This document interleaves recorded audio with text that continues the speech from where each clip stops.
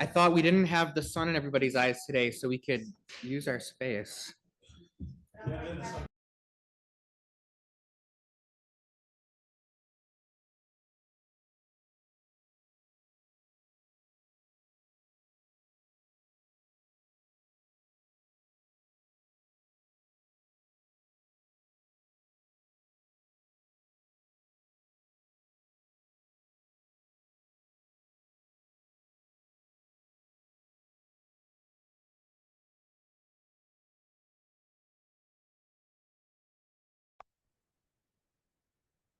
Hello.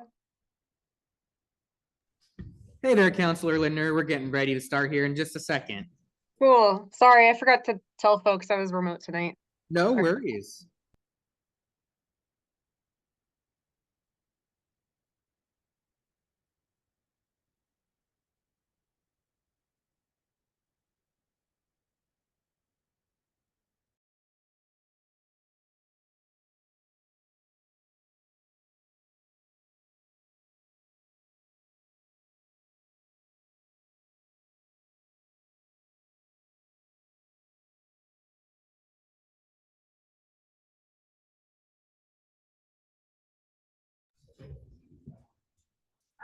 I figured out who it was on your second trip. I was like, ooh, he's got his trailer, I'm jealous.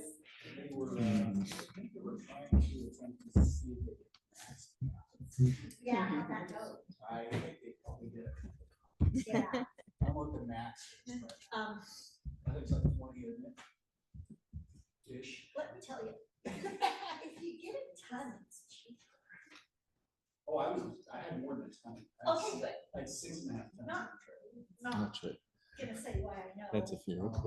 And I'm cheap, so I get you. Bark mulch or gravel? What's that? Bark mulch or gravel? Gravel. Okay, I just have them bring it, bring the truck. Give me, I go get it by trailer, it's just like this. oh yeah, but I need 10 yards Except for the usually. last trip, I was getting this at concert, except for the last trip, I went to turn it in there, Uh-huh. and it was long. Is that when the truck? Yeah. I don't even on the road, so we waited down on the, there was a truck trying to back down. Oh, With the no. front on it. So I had to try to turn around that big truck. Precision. What the hell are they? I've never gone in here. Are they? Okay. Yeah. Awesome. I went down in the middle of the It looked hospital. the same as. 3/4 minus. Prices gone Oh, that's it. because of fuel. Okay, I think it is time. Yeah, I've got a lot of it. All right. yeah. Catch up. Let's go ahead and bring our city council work session to order for this October 13th, 2025. Let's go ahead and do the pledge of allegiance.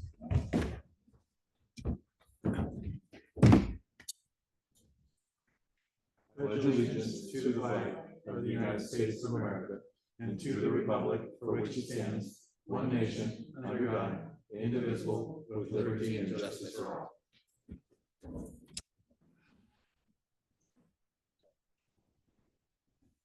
All right. Roll call.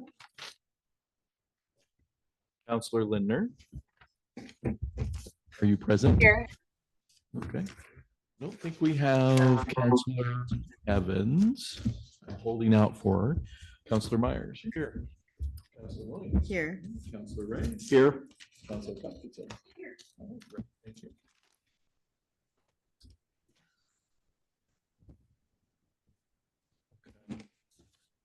So we are on to public comment, and I believe we have some folks here that would like to provide that. Is the microphone all set to go and everything? Yes, it is. And Okay. if you'd like to, well, actually, you know what? I spoke ahead of myself.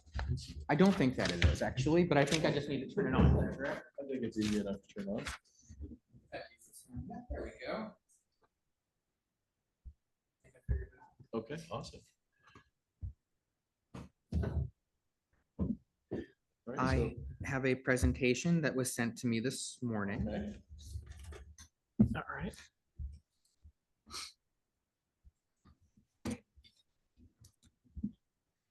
And if y'all would like to come on up while I get queued up here. Yeah, go ahead and introduce yourself. There you are. Everybody here, okay?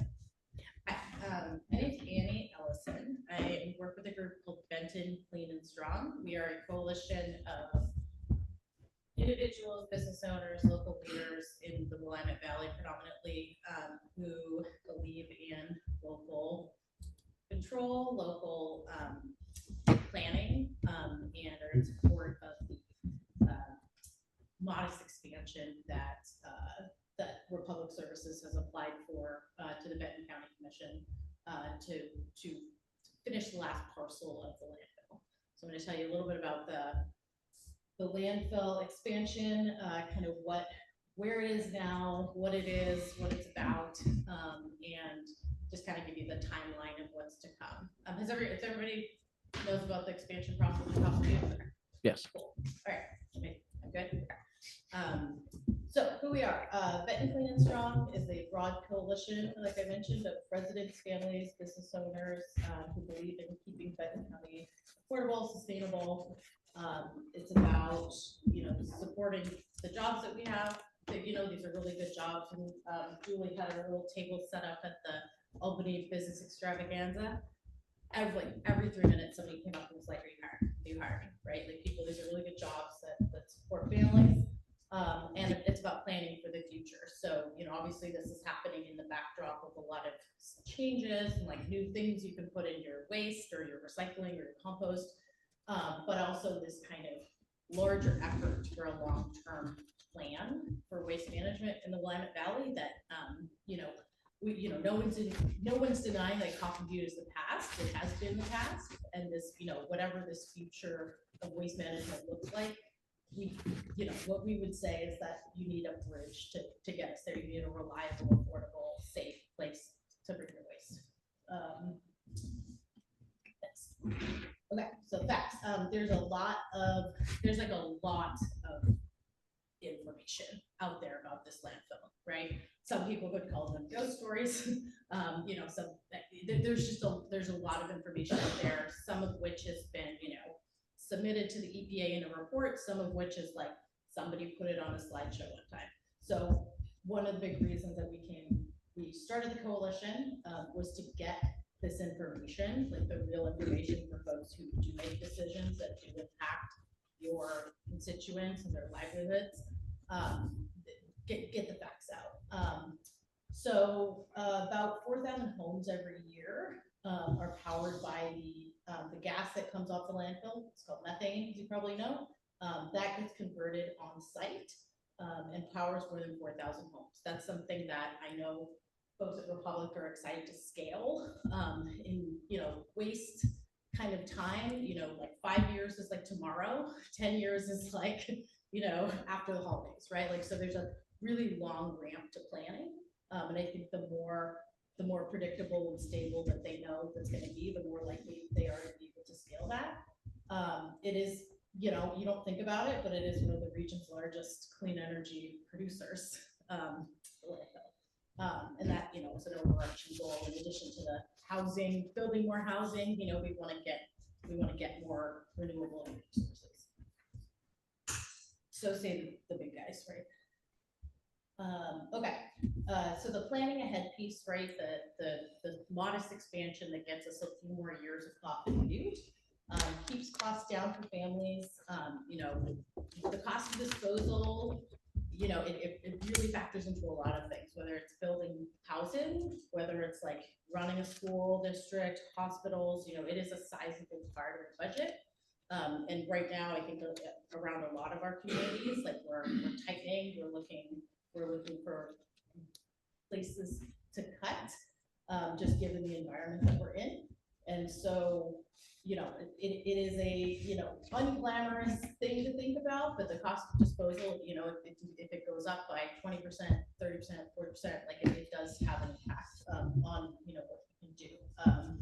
We have, one of the members of the coalition runs the YMCA. He was like, well, if our cost goes up for that, we're either hiring less people or we're charging people more money. Like those are our two choices. So there is a certain amount of keeping it local, that allows Benton County to have some choice. For example, this conditional use permit, Benton County said, we want you to have a bike lane on Coffin View Road, right? They were able to ask for that, and they got it, right? So there's this ability of the county to kind of leverage, you know, what happens there. They said plant more trees, plant more, you know, put more litter screens. They got it, right? So there is this element of like them having some say in what happens at Coffin View by keeping it local. Because the alternative, if it's not going to Coffin Butte, the nearest landfill would be about 200 miles away. However it gets there, TBD, right? The cost of the alternative to going to Coffin Butte, it's so TBD of like where it would go, how it would get there, but it would not be small change is kind of the bottom line there. Keep it going. So yeah, Tana talked a little bit about the local control.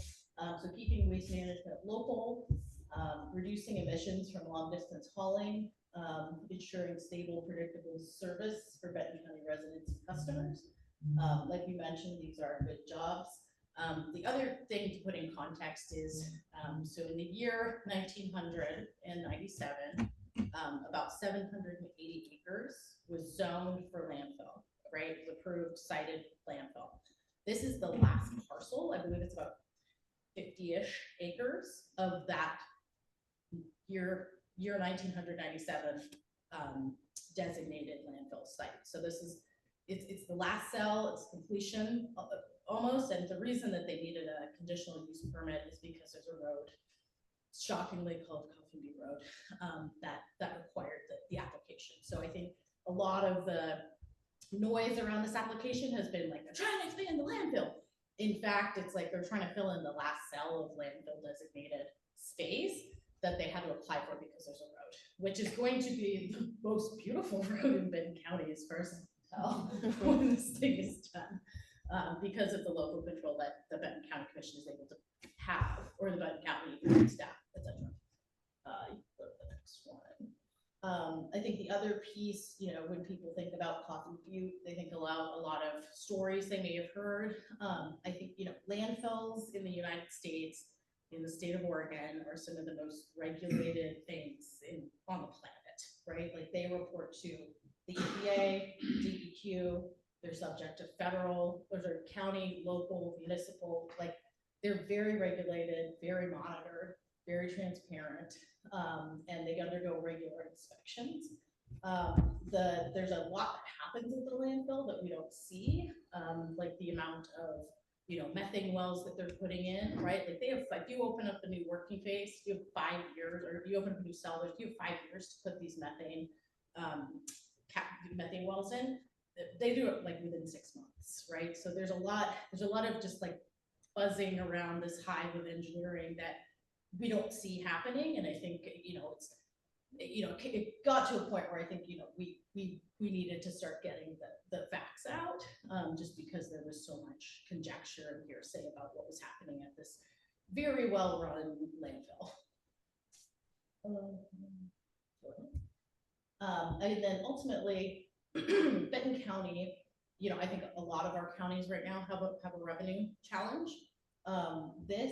The tip fees and the franchise fees, because of the waste that comes in from other areas, generates about $11 million per biennium. That like roughly equals out to about $6 million a year to Benton County's budget. You all are budget writers and decision makers, right? These are discretionary funds. This is like the gold of the budgeting, the dollars that you can have. These are general fund dollars that the county can do whatever they want with it. It is the second largest source of local revenues, next to property taxes, right? We have an amazing land grant university. We have the biggest city is a sanctuary city. They're getting hit pretty hard by federal changes right now. So just putting it into context, right? These are the roads, cops, you name it, things that counties fund. Okay, so just one more round of the facts, right? We're making clean energy with a lot of that methane. it's a big, big impact on Benton County's bottom line. This is a really actually environmentally well-regulated compliant site.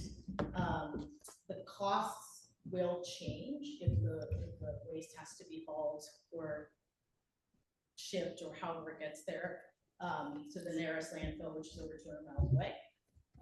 And there is an element of just like the local control and local decision-making, that, you know, we think has been a benefit to the county. Good. Okay, so what did Benton County do? So we did a poll, as the coalition was coming together, because we wanted to know, you know, like, how do people feel about the landfill? You've seen so many stories, heard so many wild things on social media that we were like, what is like a scientific sample of this county think about the landfill? 62% of your neighbors across the county said they agree with the reason to improve expansion. So by and large, like, this is a pretty whopping support number. You know, the vast majority of your neighbors and voters in Benton County do support a modest expansion. You know, we asked people what were their top concerns. You guys can probably guess what they were. Cost of living, housing, homelessness. Congratulations, by the way, on the UGB expansion, because that's very exciting. Maybe, Oh, potentially, maybe, okay. long ways And away. disposal is part of construction. Disposal is part of growing our communities and expanding our neighborhoods. We have a pretty broad selection of people who support the expansion.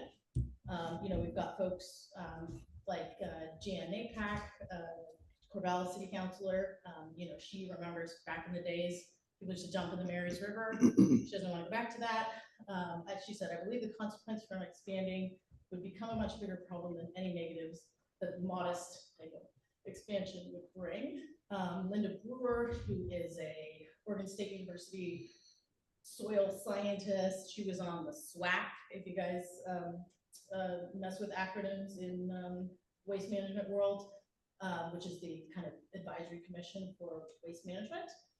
She said they served this community for decades, providing an essential service most of us rarely think about. It's a practical step to ensure we maintain local control and keep a well-managed facility operating for the next generation. Mayor Alex Johnson from Albany, for him it's about costs and keeping costs down. You know, we just saw our registration fees go up. You know, everything is just up. And it is the biggest thing that what we're hearing in our surveys from people is that cost of living is the thing that they're rolling over in the night and trying to get back to sleep thinking about. CM Hall, who's a counselor up in Newport, she said it's about reducing emissions and keeping costs low for rural communities, schools, and small businesses. So kind of a broad group, big group that supports this. We also have over 150, community leaders, normal people, and then 1,700 other people who we did live phone calls to folks in Benton County. Basically, if you have a number and you're old enough to vote, you probably could have called. And 1,700 of those people said that they supported the expansion, which was the majority of folks that we were able to make it through the whole conversation with.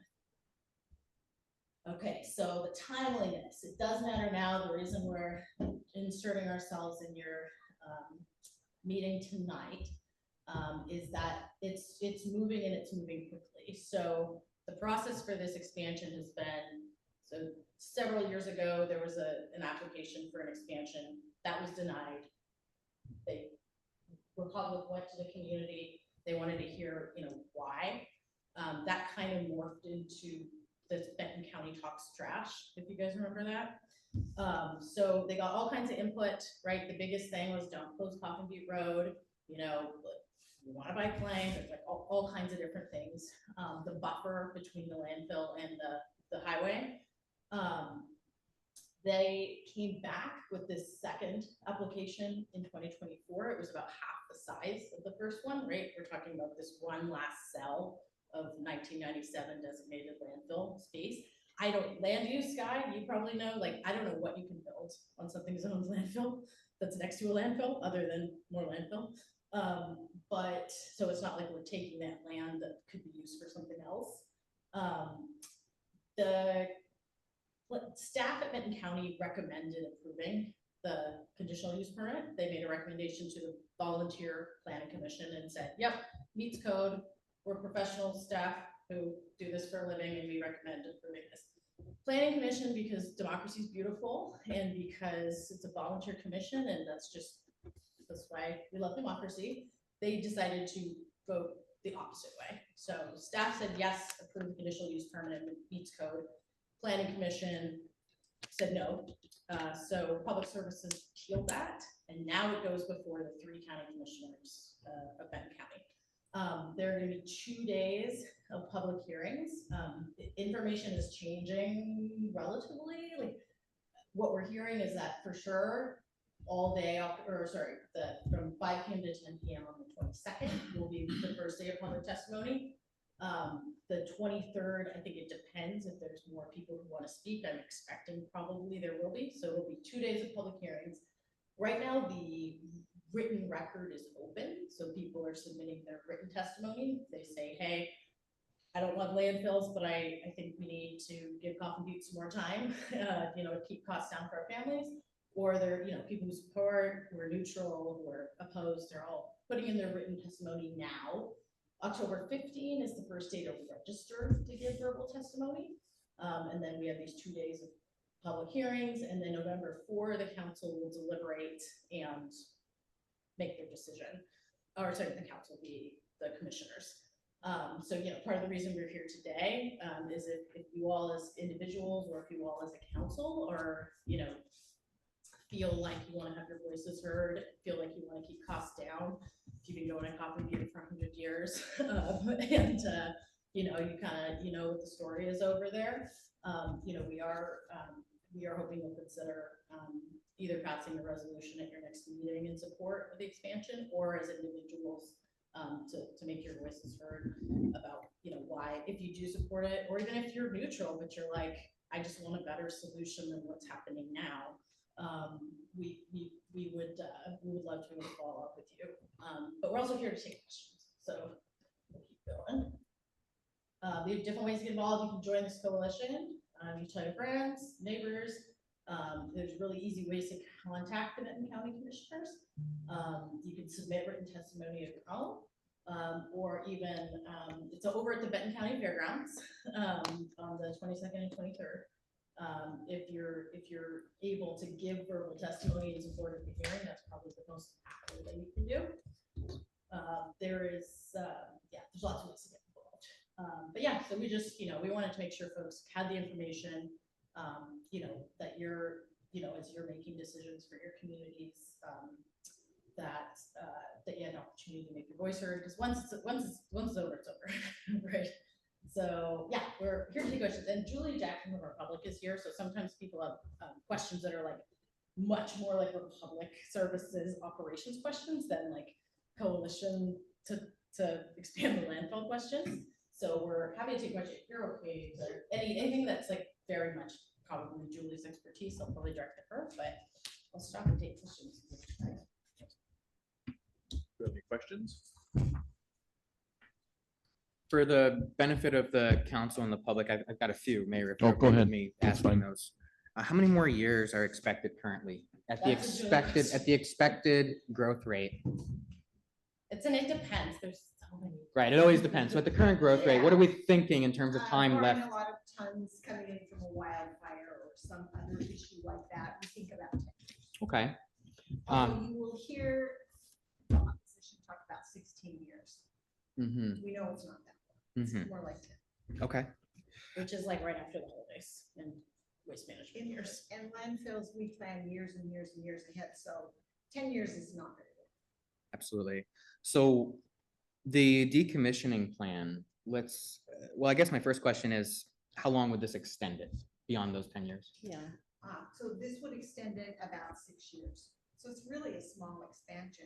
One of the things that's happening in the legislation last year, a bill was passed to create Willamette Valley Regional Waste Planning Task Force. And that hasn't happened yet. It's in the process, but it hasn't happened yet. And we think that this short expansion really gives the county and the region time create a plan that really is workable, because there's no plan right now. There's no plan B. There's just, what we're doing, and then we're gonna do something different. So we think a plan makes a lot of sense. We feel like a plan makes a lot of sense, as well as everybody working on it. And we think giving a little more time to bridge that gap and get that plan in place makes sense. Is I there, have another please go question ahead, really Counselor. quick. I just want to make sure that I'm understanding fully. So we're saying that current state status quo, we have about approximately 10 years in your opinion. With this new expansion, that adds another 6 years, so 16 years. But in the grand scheme of things, you said 15 years is a drop in the bucket time-wise. So why hasn't there been a plan B in place? Well, it is, I mean, we've had a plan all along. We have plans to expand the landfill and keep disposal available locally. The plan that I'm talking about is the counties. So currently, we're not even involved in that plan. We hope to be. But I can't tell you why a plan isn't in place, to be honest. Most counties are, I think Lane County right now is working very hard on a new plan as well. And I'm sure heard more about that. But Marion County is working on a plan, and they usually call you're going to hear the term Sustainable Materials Management Plan. That's what we're calling it these days. And so, yeah, I mean, I think that plan, that's going to take a year or two just to work through that task force. For us, we can't apply to DEQ for the new expansion area until we have the conditional use permit approved, and that can take 2 years. So it's a very regulated, slow process, and that's why we get kind of antsy when we say 10 years is nothing. It makes us a little nervous. Thank you. I have a question. Correct me if I'm wrong. It wasn't Coffin Butte. I don't know if it was the state or the federal EPA. Wasn't it zinged that it was not in compliance? So that's something you've been hearing out there. We work with the EPA, and we have not received any notice of being out of compliance. They call it a notice of violation. We have not received a notice of violation. This is from an inspection in 2022. Now, I'm going to tell you, the EPA works slowly, but we would have suspected that we would have received something by now, and we have not. We're not exactly sure where that came from, but we have not received anything. Now, we did this spring receive I never remember the 114. A 114 letter, which is common. We have landfills all across the country, and that happens all the time. And it's the EPA saying, could you provide us with some information? Again, these bills move really slowly. We don't expect to have an answer for the material, the questions that we answered for them for probably 2 years. I mean, that's crazy, but that's just how it works. So no, we are not aware that we are under any kind of violation. News is putting it out there. Uh, The news is putting it out there, yeah, both. but they don't. On they TV also and have no in evidence. print. They also have no evidence of that. Okay, that's why I was asking. There's just no document saying that, and that's how it happens. The violator would get a notice of violation and it would be in the mail, and we just haven't received anything. And you have like groups out of Eugene, like Beyond Toxics, they put their own reports together and put them out, distribute those to the media. And so, all we can go off of is the reports of the public. You just have to work with the regulating agencies, and we've asked that question too, but we haven't seen it. I have a question. What is the life cycle of each one of these methane generating cells? Can you go back and fill in an older cell after it's decomposed so much? So generally, a landfill will continue to generate methane, but it starts out a new cell, new material generates a lot of methane, and it slows down. When a landfill goes through what we call final closure, so it would be closing, it's still going to create methane, but it's going to be at a very, very slow pace. When you open up new cells, then that's going to generate landfill gases at a much quicker rate. One thing to keep in mind is that a cubic ton of waste is going to produce the same exact amount of methane and landfill gas no matter where it is. It just does. It can be in a climate that's more slowly produced or more quickly produced, but it will produce the same amount. The wells that we put in, so we have 3 times the industry standard number of wells that collect this methane on landfill gas on our landfill. And the more wells we put in, the more we can capture. We're working with the company that, so a long time ago, landfill gases were not seen as a valuable commodity, and we started working with this company called PNGC that actually takes the landfill gas, puts it on the electrical grid, and makes electricity out of it. So they came and said, hey, we'll take your landfill gas. And we said, that's great, you take the landfill gas. Basically, they have a contract to take all that gas until the landfill closes. We now know that renewable natural gas has some value, but we still like this relationship we have with them. They put power on the grid for Consumers Power and some other local power companies. And we're working with them to expand that plant because they're kind of at capacity. So that we either need to change the plant to what's called renewable natural gas or put in some more engines that can handle more of the methane. Currently, there's some gas that gets flared off, but we think there's potential to power even more homes and make it more efficient. That's why like those stories about the flying methane, like doesn't really make sense, right? 'Cause it's like, it's making energy, it's making it money for an energy company. It's powering homes. Stockyards and ranchers need to use it. Have you looked at connecting with sewer plants? No, we haven't looked at that, although you may hear about our leachate. That might be another concern that you hear about. Leachate is just the liquid that trickles through the waste. And then we also have an extensive layer of piping that goes under the landfill, and we have a vacuum system that pulls that off, and then we capture it in lined ponds. And that currently goes to the city of Corvallis and city of Salem to be metered in with their wastewater permits. We are working with some water treatment plants, looking for a new home for some of that. And what I always say about leachate is we are what's called a passive generator. We don't, of the chemicals that are in it, we don't make PFAS. We just get it in all the waste, and then we end up with it as leachate. So it's something we have to deal with. But we knew that when we started doing this. Yeah, and those test wells, I think we have 38 groundwater test wells. They test for 60 different compounds, and they all meet safe drinking water standards. Yeah. So not that it's like delicious spring water or anything, but it's safe enough to drink. Who knows? I've tried it, but you could safely. If this expansion goes through, what does it do to the cost of our trash collection? So we don't expect it to have an impact, a big impact, because yes, we'd be building a new cell, but if you've been on a tour of the landfill, we're constantly building new cells. We're moving the roads all the time. We move where you tip the waste. We're constantly building cells because landfills are sort of, cells are built one against another. They're very highly engineered. So we're doing that all the time now. And so we don't anticipate that to be any different than it is currently. You have all the water-filled rock pits filled by now? We have that, where there used to be that little pit right in the front. Yeah.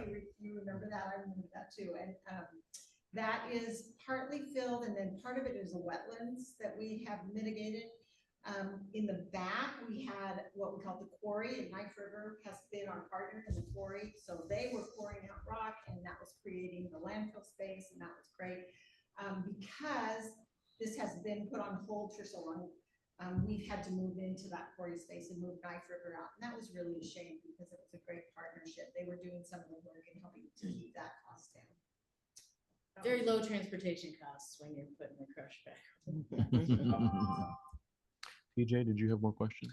I think that nailed most of them. Do you feel that the time that you would buy back here by the expansion would give the county and its partners, such as Republic Services, the time necessary to plan for the next landfill or to think about what that means in the future? What are we going to do after this very short period of time? Yeah, I do think so. I mean, I think, look, 20 years, 30 years would be better. But I think when we're talking about 10 years and nothing has begun yet, that's just nothing. There's not a good plan in place at that point. So any additional time can help. I think that's a really good explanation of the costs and the benefits. If Lack of Counselors, planning costs money, right? Yeah. Any other questions? No? Thank Great. Thank you. Thank you very much. Thank you. I appreciate it. Thank you. So are we going to have Mr. Schultz go ahead and go next? yeah, you know, actually what we can go ahead and do is move that forward. Do you have any comments to share with us regarding any of the updates from DEQ or from the OHA? Thanks.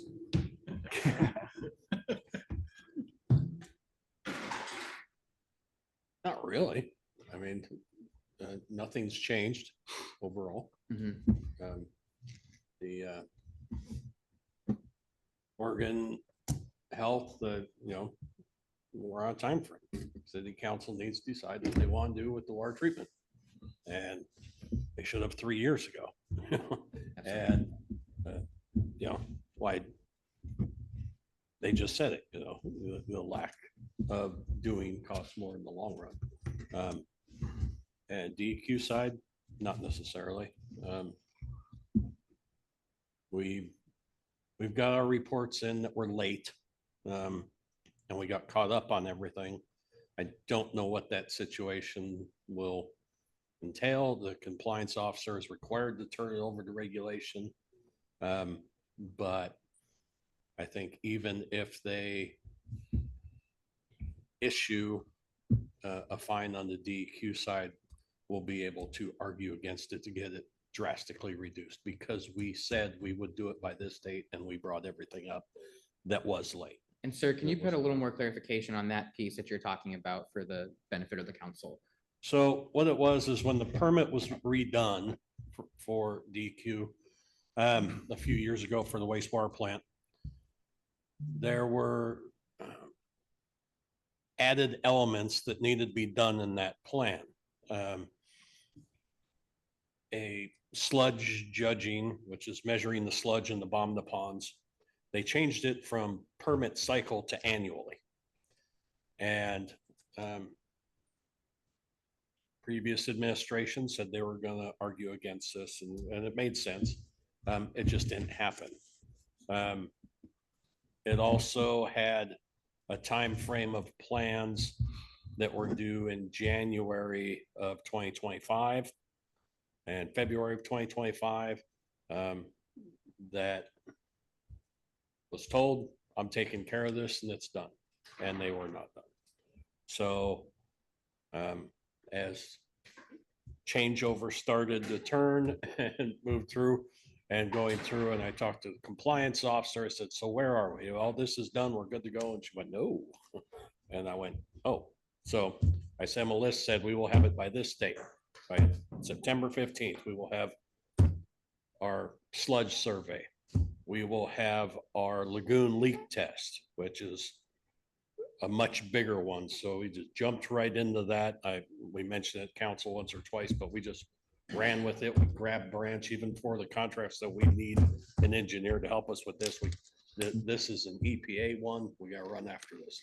And then we did the outfall inspection. So the crew worked on the outfall out in the river to expose that, to show that it was in good working order, and took all pictures of that. So we got all that submitted by the 15th of last month, like we told them they would. So while they're late, the second date when we said we get done, we got it all done and got it submitted. So I think we have a very good argument when regulatory says, it's going to be $5,000, so we give you 500 and we'll go, okay, whatever it be. So I think we have a good argument for that. But on the DEQ side, I think we're doing good and set long-term. I had discussions on the phone last week and again this morning with our compliance officer about working the wastewater system for a few months with Mark, now that he's certified in the wastewater, to get transferred over to a city employee who's managing the wastewater system side of it, which is where not all, but most DRCs are trying to do. They're trying to help the cities get, you're paying for an operator to have it. You might as well have your own operator. So we're on the right path to get there on the wastewater side. The water side, we're still a little ways out. For a point of clarification, and before we move on to I guess, my clarification, were there any comments or questions for Chuck on what he just mentioned? I would- don't have any. Please, go ahead. Probably in a lot in alignment with what Counselor Linder is gonna say. I was just gonna say thank you for doing all that and in that short time frame and all of that amount of work. I greatly appreciate what you've done for the city. Absolutely. +1. Excellent. So we now have branch engineering on board, and the mayor and I had the opportunity to have an introductory meeting with their principals. And one of the things that we've learned is that they are not inherently a civil engineering firm. They don't really look specifically at water, wastewater systems. It's just not their expertise. They Correct. focus primarily on streets, pipes, things like that, that are typically above ground and daylit.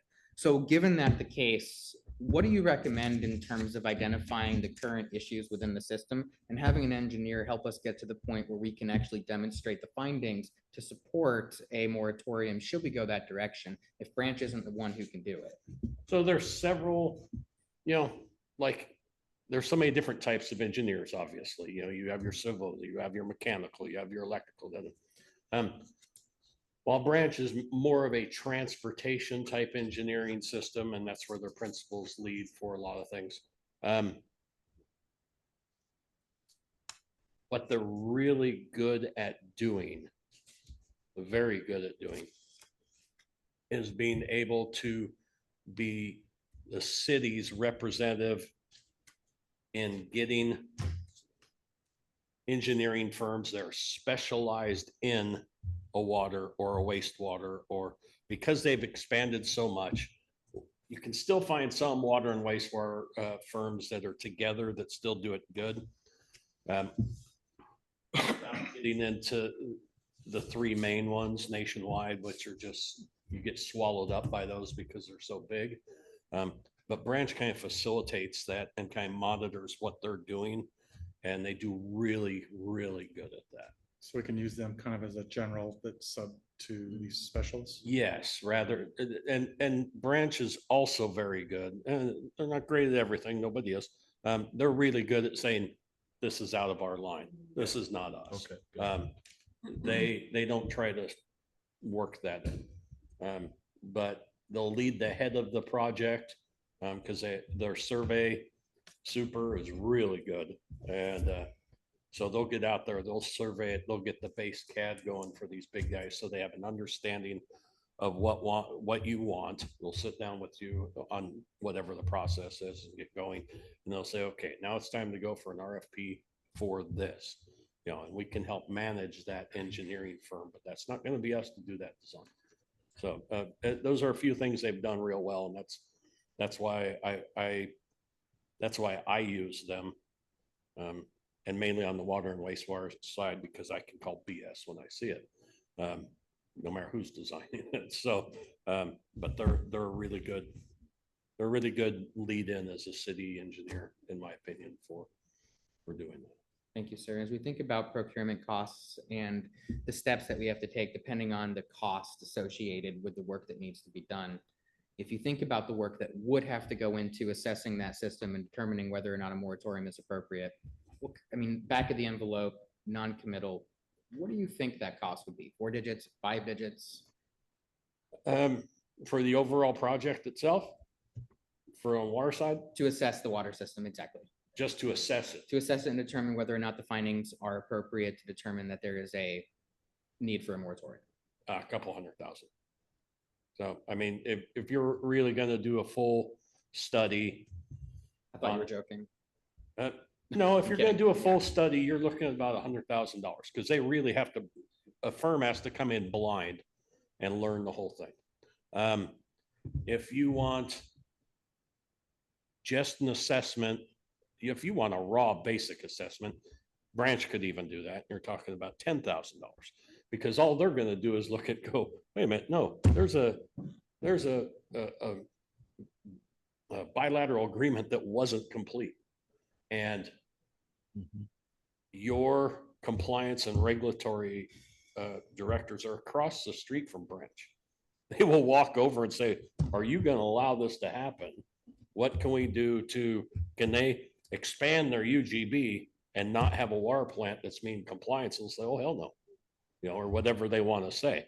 Again, they facilitate and mediate that real well for things like that. And you're talking, you know, because you know, they're a couple $100 an hour that, you know, if they have a week's work in there, it's gonna add up to thousands real quick.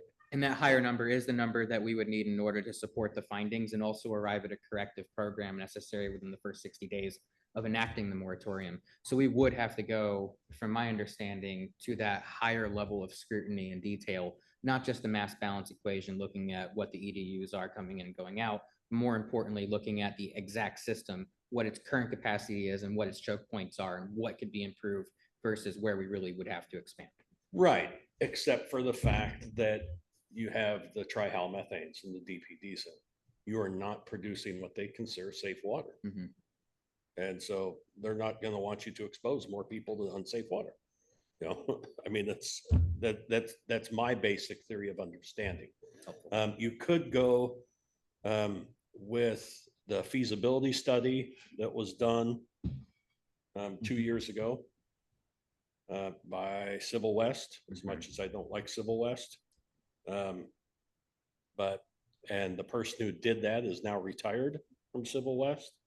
But, you know, then you're talking, I don't remember what the update cost was, 6,000-8,000 to bring that back into, do you remember that, Dan? We had talked with them and they said, well, to take this study and re-go through it, I think it was like 6,000 or 8,000 in that range that they were, you know, to bring it back up to date. Something like that. It's probably more now, but yeah. Yeah, it's been a couple of years now, but I mean, we did the feasibility study. I don't think your previous administrator liked it, so it just never got filed with the state, and that's why we still have a non-compliance for, you know, doing this. And that's after he left. We said, well, here it is, and Right. sent it to them, and they went, oh, that's great, but it's a couple of years old. Yeah, exactly. You know, so Dan reached out to him and said, what do we need to, you know, bring this back in to get it finished? And I think they were at like, well, pay us and we'll finish it. It's not done. So that could be part to get that feasibility part done, but that's just their idea based on, you know, whatever input they got to move forward with. I'll note that for the council's knowledge, I was at the League of Oregon Cities Conference just last week. And the principal from Civil West who did that project saw my name tag and he goes, Monroe, I want to talk with you. Turns out that he's very interested in finding out how that ended up. I gave him the synopsis that you just provided a moment ago.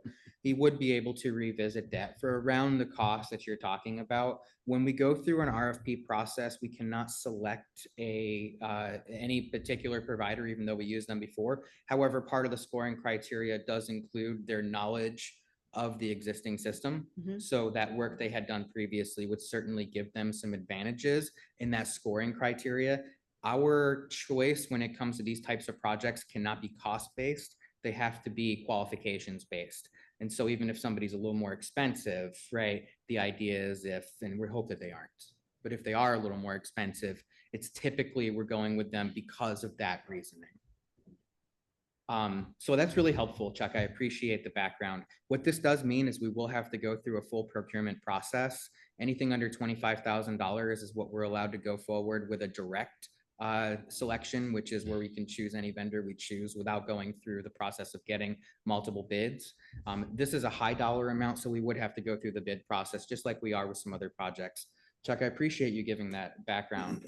Perhaps we could schedule some time in the office and start to talk about what that looks like to get an RFP out the door. Would that work for you? Of course. Can I ask a question before we move on to the next topic? Of course, go ahead. Sounded like we were wrapping up on that one.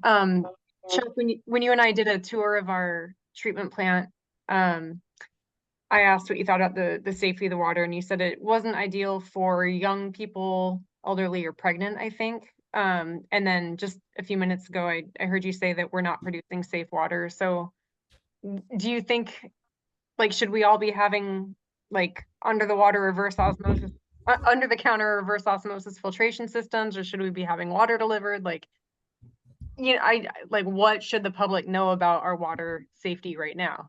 Is it No. okay for the general public to drink it or no? No, yeah, don't expand on unsafe water farther than it needs to be. It is unsafe by the rules.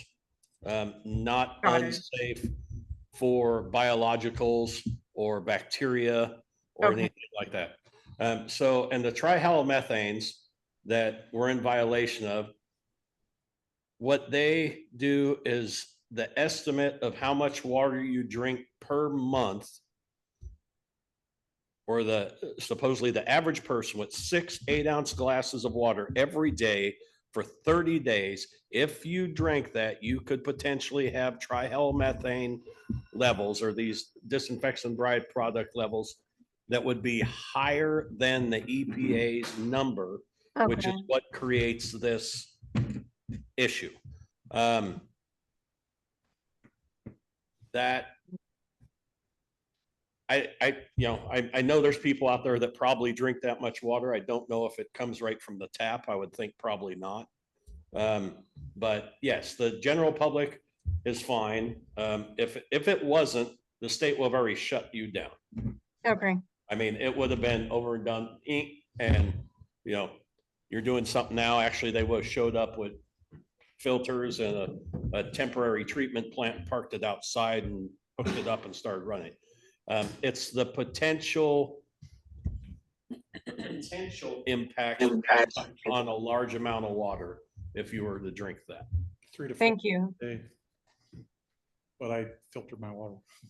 You'd be surprised. A lot of people drink that much. No, I know water real well, and there are a lot of people that drink it. Most people just tend not to do it out of the tap. And Yeah. those monthly EPA numbers that came up with that volume of water that they've drank are based on the worst case, or the most vulnerable population also is factored into that. So kids, the very elderly, compromised immune systems, those were all figured into that number that we're in violation of. But we are in violation of that number. Thank you for Yeah. clarifying that. And just to anyone who might be curious about filtration systems, the countertop Brita filter system does not remove the Tetra blah, blah, blahs, just so you know.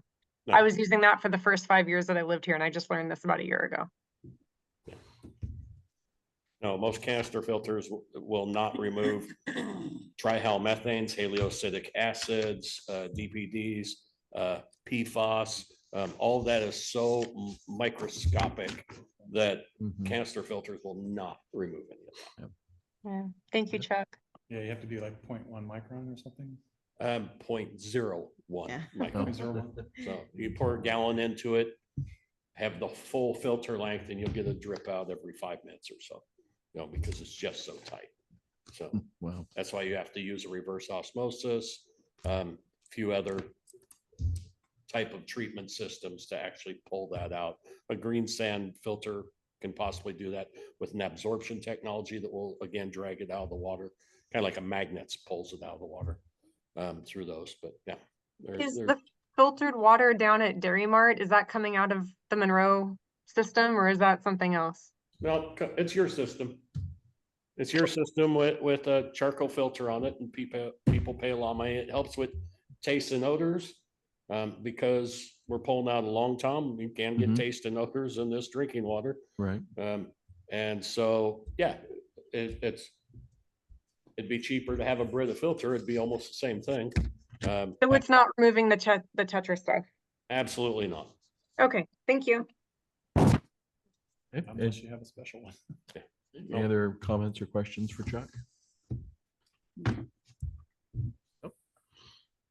Well, thank you, sir. Thank I you. think this is not a current, it's not a recent development. I think 5 or 6 or even 7 years ago, we had a notice that we were in violation with some of these. It's been ongoing no. for a long time, off and on. It comes and it goes, certain times of the year. There are maintenance steps to help reduce the possibilities that we've talked about in the past, having lower volumes in the tank. So it wouldn't sit there and mix, the material to mix with the water to create the trihalomethanes, or flushing the system more often to get water to turn over faster. And that's why I mentioned that, hey, having a tank mixer is a great thing. If you do it the proper way to put a mixer in that tank, you can potentially help reduce these numbers, which will help even with the new treatment plant. They're not going to get rid of them. No. Just with that. I mean, you'll still hit it off and on, off and on. There's other ways to lower the chlorination at the treatment plant and build a second chlorination at the water tank. So you keep a lower level of chlorine, because the lower level of chlorine you have in your system keeps these trihalomethanes from developing. So if you were, and that's why and you probably heard me argue before, the distribution line from the water plant to the tank was dedicated all the way up there. And the state says the first customer is where your contact time of your chlorine to the amount of contact time it has with the water to disinfect the water for a 3 and 4 log removal of any bacteria goes to your first customer. So they classify the first tap on it's the water plant. So they say the water plant's the customer. And it's in the OAR rules that way, which is just nuts, because you could, without that, you could count all the time it takes for that water to go all the way up this dedicated line, work all the way past, all the houses up to the tank, and keep a lower level at the plant, have a little spot treatment so you can meet the rules of having a trace chlorine at the end of your system, and probably wipe the DPDs out of your system. But that would be over ever. But even the compliance and the regulatory officers do not have the authority to change the OARs. But why do we need that tap there? I mean, what if we capped it and then brought it back again? So potentially there is a way to do that, but then you're running another water pipe from the tanks back to the water treatment plant. Because then it would have enough hold time to get the log reduction we need. Yes. The point of I mean, it is possible.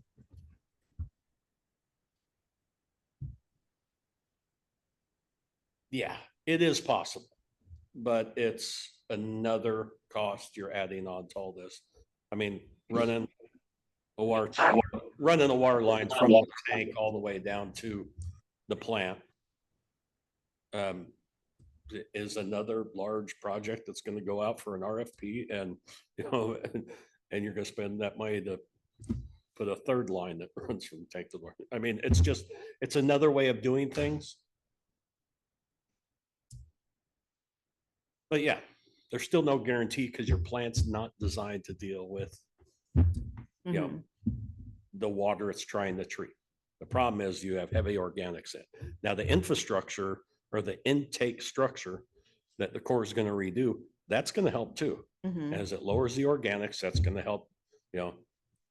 If there's less organics in the water that's being treated, we don't need to give as much chlorine to treat all those organics. And that helps create those DPDs that are in there because of how many organics have to be treated. So with less organics or less bacteria that could be in the water, we could use less chlorine in there. So each one of these steps are all in a broader period. One of the problem being is you have an almost 20-year treatment plant with the wrong technology. That still comes back to the base of it. Yeah. It's not right for a small town to put in a membrane plant that requires an operator full-time when it's running. You just don't have staff for that. It was wrong from the start. So. Oh, thank you. Oh, yeah. Okay, Thank you, Chuck. anything else? Anybody else? Going once? Twice. It's old. All right. Thank you, sir. Thanks. All right, I think we'll go ahead and move on. Never mind. Next on the agenda, we have staff water tower expenditure request. Yes, so Dawn's not here this afternoon. She was going to be available, but she had some things come up personally. As you all are likely aware, we currently purchase water bottles for staff out in the field. There was a statement, I believe, made by the last city administrator that that's an OSHA requirement. I want to clarify that I haven't seen that requirement in any other city that I've worked in. So if that is the case, I would entertain the opportunity to review that in writing. However, I know staff loves having this. Yeah, water. I would like to keep it going because it's very important. I just want to make sure that was what was stated to me, and I want you all to know that I'm not aware of that. However, I fully support having water inside of the building. However, as you may be aware, we're buying about 6 cases a month, 4 cases a month, definitely more during the summertime. Yeah. All y'all are aware that we went up to 10 cents a bottle not too long ago. We're currently gifting or just setting that aside, and other people take those bottles, not us. Also, plastic water bottles aren't the healthiest in the world because they leach a significant amount of plastics, microplastics into the water. When I came on board, this was a low hanging fruit, but Dawn went through the process of getting us some quotes, and I'd like to bring these to your attention. My recommendation is that we move to a Culligan water system where they deliver the water for us, or simply pipe it into our current water inside of the building and have staff be able to just have a current stream. Both are an option. I wanted to bring this to you because the costs are pretty comparable compared to what we're spending right now versus what we're recommending here. Rather than make an administrative decision, I really wanted to make sure that you all had the opportunity to comment on this. I wanted to hear your level of support for providing water to staff, and then also go over some of the options that they provided and see if you have any feedback, and see if you'd like to provide some direction for me to move forward. They would provide their own drinking vessels then? Yes. So essentially, the gentleman provided a reference sheet. He's pointing to the middle and the bottom sections, of course, but what he's really saying, the punchline is, we'll be saving anywhere from $100 to $120 per month. Typically the costs they're going to be giving us some savings for the first couple of months. So it would end up going up to $67.95, but right now for the first few months, we'd get a little bit of a cooler rental freebie. And so that would be $65.95 a month. This is a no-brainer because at the end of the day, we're spending less on this than we currently are in the bottles. And especially if you take into account the fact that we're not recovering that 10 cents per bottle. I personally would support moving forward with this. I'd like to hear your recommendations and thoughts. I support it. Why do we need 2 coolers? Right, thank you. So one in City Hall and one at the water treatment plant. So Oh, They don't have to come Come to all City the way Hall over to to get get water. water. right, right. Yeah. Fill up I their was bottles. just thinking in City Hall. I'm like, why do you need 2? yeah, and that was my thought at first too. And then Mark and Chuck both said, yeah, I mean, we get our water most of the day out in the field at the plant. It's rare that we come in unless it's lunchtime or you're calling me for a meeting. My second question, would it be cheaper to buy our own coolers instead of renting them and just have water bottles delivered? It's a good question. We didn't ask that question. My view, other people may have different opinions on this, but it's sort of like propane tanks, right? I mean, it's easier just to have them clean them, right? Because there's a cleaning process before you refill to make sure that it's good quality water, that it's being cycled out. Over time, those start to break down. They start to leach more microplastics.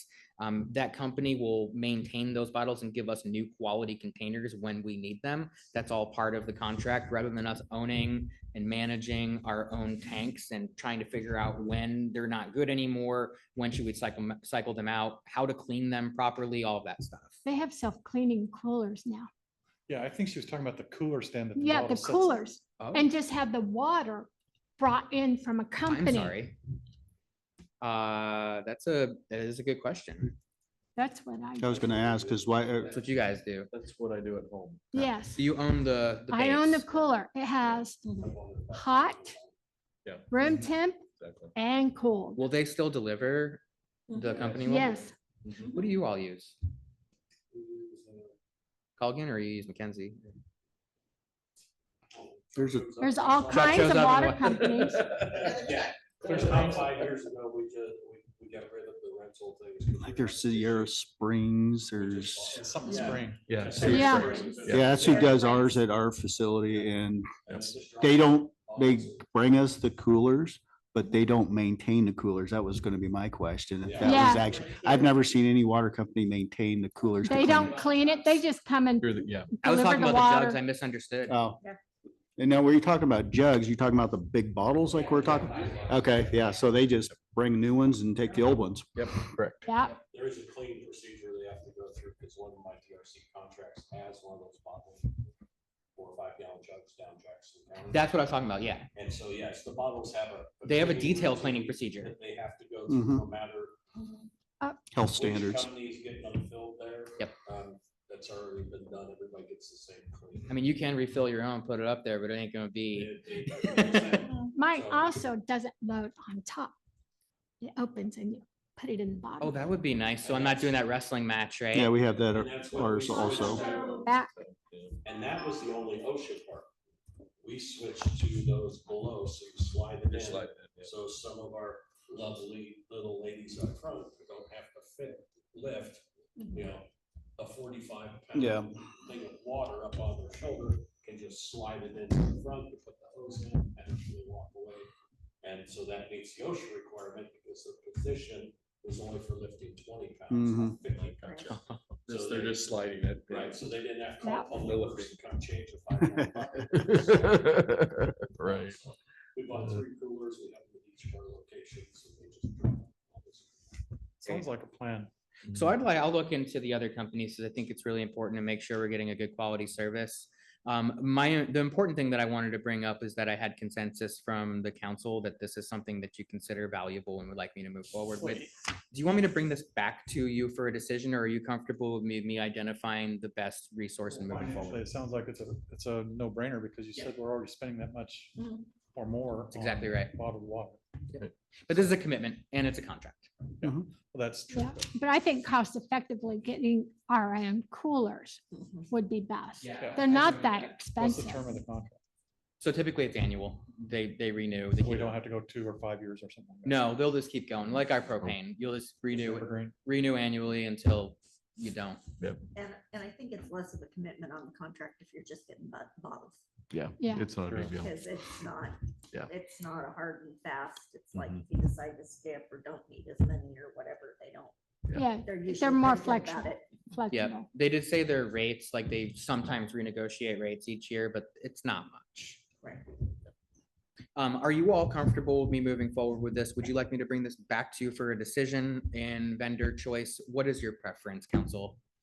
I'm comfortable as long as, the cost isn't more extreme. Yeah. I'm Yeah. there. And I don't think it's really gonna be. I don't need to see it again. Okay, No. Nope. good. Right. As Trust long your as you do judgment. your homework. Thanks for bringing it to us, though. Yeah. That way we can discuss it. Indeed. And as a Alright. microbiologist, I'm just gonna tell you that those dispensing things can get real gross real fast. Mhm. And they Really? pose a public health concern. The So, base, the dispenser. Yes. Just know they need to be cleaned. They're not used a lot. So what about the self-cleaning ones?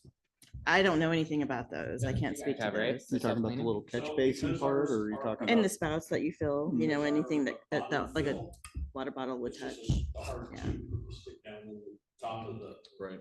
So Siphon. instead of the old style where you put it up top and that water Yep. sits in Sits that in there. bowl, that gets real nasty. Oh, On the bottom, you're just taking a probe and sticking it in the 5 gallon Mhm. bucket. So when you change the water, you pull out, you wipe off with some paper towel and probe and you go. So you have something still clean going back into each clean bottle. It's like one of these. with a Clean your straw hands, to the put it bottom. in. away you go. Yeah, but it's. But It's the- a the stainless vessel you steel use to probe. Fill it in. People don't always clean these very well. But they don't touch anything. Huh? On mine, it doesn't Okay, touch then I don't know anything. because I don't use those It just systems. sits on the bottom Just and you just push the button and it goes down into it. You don't have to like push it onto something or hold it up to it. like, yeah, okay. And like I said, mine self-cleans. It uses an UV light like they use now in planes and Mhm. operating rooms. Does have to be Yeah, that's sufficient to kill. Self-cleaning. standardized. And it takes a while to self-clean, so I do it at night before I go to bed. good. Don Shannon put some effort into this, and I will ask them to look at the other vendors. I may have them follow up with you, Counselor Ray, about any recommendation I think you might have had. Or were you like remembering that there might be a company out there? I thought. There's other companies. That's why Okay. I was, Clear Springs, okay. I think that's the name, or Sierra Springs. Sierra Springs. Yeah, and I know Mackenzie down in Eugene, they won't come Missed. up here. Yeah. They won't come up this far. We No, can they- check with Sierra Springs. Sierra Springs is already hitting Halsey coming through. Yeah, I can check who it is. That's who I see all around That town would be all the great, time when Chuck. I'm walking. Thank you. I had a contract with Sierra out at the mill. I Good, think That's who good. we use. Thank you. Okay, up next is City Hall Structural Engineering Report. Absolutely. So what I have here on the screen is a letter that was provided by the engineer. I want to, so first, I'm gonna draw your attention to some information on the Which page. engineer? Sorry to interrupt you. Thank you, Mayor, through Branch Engineering. This is their wheelhouse. As you know, one of the things that we wanted them to look at was this belief, understanding that City Hall currently is not safe. That there are some significant structural issues that would make it uninhabitable. So first off, I want to point out that the building is not currently uninhabitable. It does currently hold its certificate of occupancy, the habitability is still there. It was not built to current building codes, and so the word seismic didn't exist Mhm. when this building was constructed. And that is the case for many, many buildings around the Pacific Northwest. They are simply grandfathered in. Now, many of those buildings that we think of, those like one we're in right now is very similar to the one in City Hall. It's actually very much like City Hall. There are other structures in Oregon that can be supported through some kind of seismic upgrades because the walls and the structure themselves inherently can be buffered but are still in good shape. They just weren't built to the right specifications. That isn't the case with these bricks that we have, these Mhm. clay bricks. The reason is because the way that the engineer explained it to me, you don't just have vertical forces, you have horizontal forces when an earthquake happens. And as a result, what he said you'd basically have is blocks kind of popping out into the yard and some popping inside of the building. And because those are the only things inside of the building holding up that roof, essentially everything would come down, the entire building. And so if there is some kind of earthquake, and not a significantly large one either, we're talking about really low on the scale, maybe 1, 2, 3. If there was some kind of earthquake that you could feel it, it's possible that that building could face that kind of impact. So when we received this information, I mean, Dawn and I kind of joked, I guess we're getting our hard hats, right? But the building is not uninhabitable. So it's important that you understand those distinctions. It's not the information that we wanted, but it's also not the information we previously received. Now, I'm just gonna point you to the punchline here from this engineer. By the way, this will be in my full report at the end of the month for City Council, and we'll have the opportunity to discuss this again. You may see my style is to bring you information, let you think about it for a couple weeks, and then revisit it if there's any need to talk about it again. The engineer recommends cutting access in the attic space so that the upper roof framing can be investigated. So to shine some light on that, there's a crawl space access right behind where staff at the front desk sit. As you go back into the hallway there, right above that door, before you go into the hallway, there's an access point. However, there is drywall above there. So you have drop ceiling, drywall, and how do you get above that?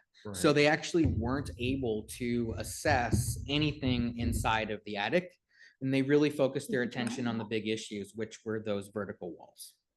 So what they need to do is cut some access into the space or investigate further. Perhaps somebody knows that there's a space somewhere to get up there. It's not apparent to the engineer. He did take some time to look around. He wants to take a sounding survey of the walls with a hammer and mark out both the vertical and the horizontal courses, which are thought to be solid. So to talk about that a little bit, a course is an 8-inch block of bricks all the way across. What they will do down those vertical walls is they will pour concrete directly down those walls with rebar down those walls as well. At the very top, typically you have a fill cell, which is where you have all your door thresholds and your window thresholds, and those hold concrete typically 1 or 2 thick with rebar going across. And then you have rebar down at the very, very bottom as well. That's typically current building code. Did they do that then? What they would like to do is investigate and find out how much vertical support actually is in those walls.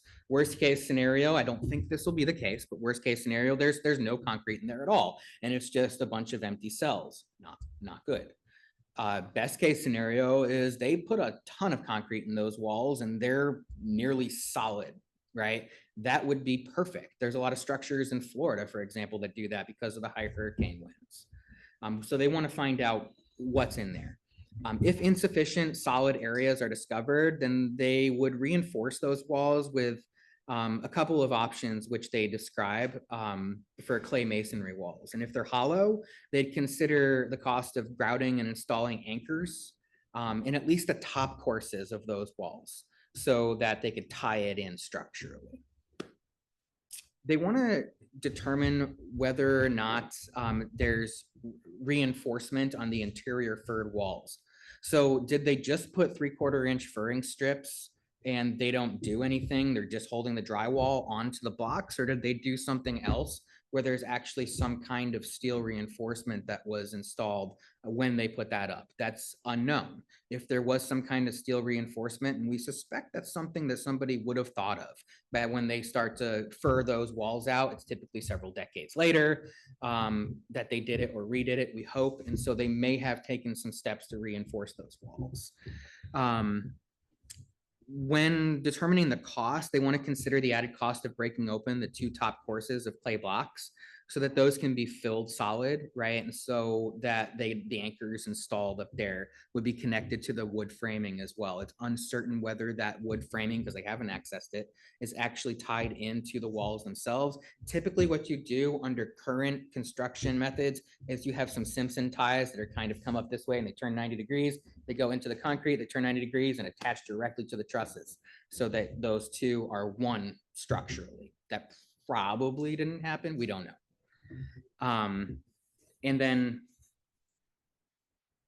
if the walls are found to be adequately reinforced, they would investigate to see if there's any anchorage device connecting that brick veneer to the actual substrate, to the wall itself.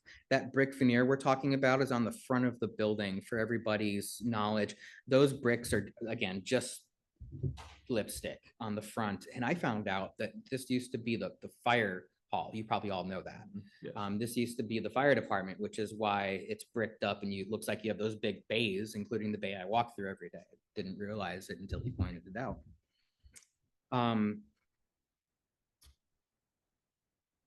It may be necessary to remove some of the bricks to make that determination.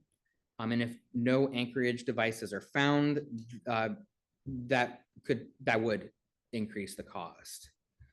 Where walls are found to be hollow or under reinforced, and at clay masonry walls, those Simpson ties will need to be connected through the masonry walls and into the added fur walls.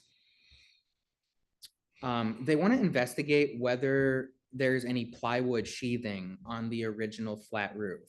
If none is present, they consider the cost of adding plywood sheathing to the entirety of that flat roof, and also add some wood blocking to the flat roof framing, and some light steel strapping as well at various locations, just to strengthen it up, to buffer it up.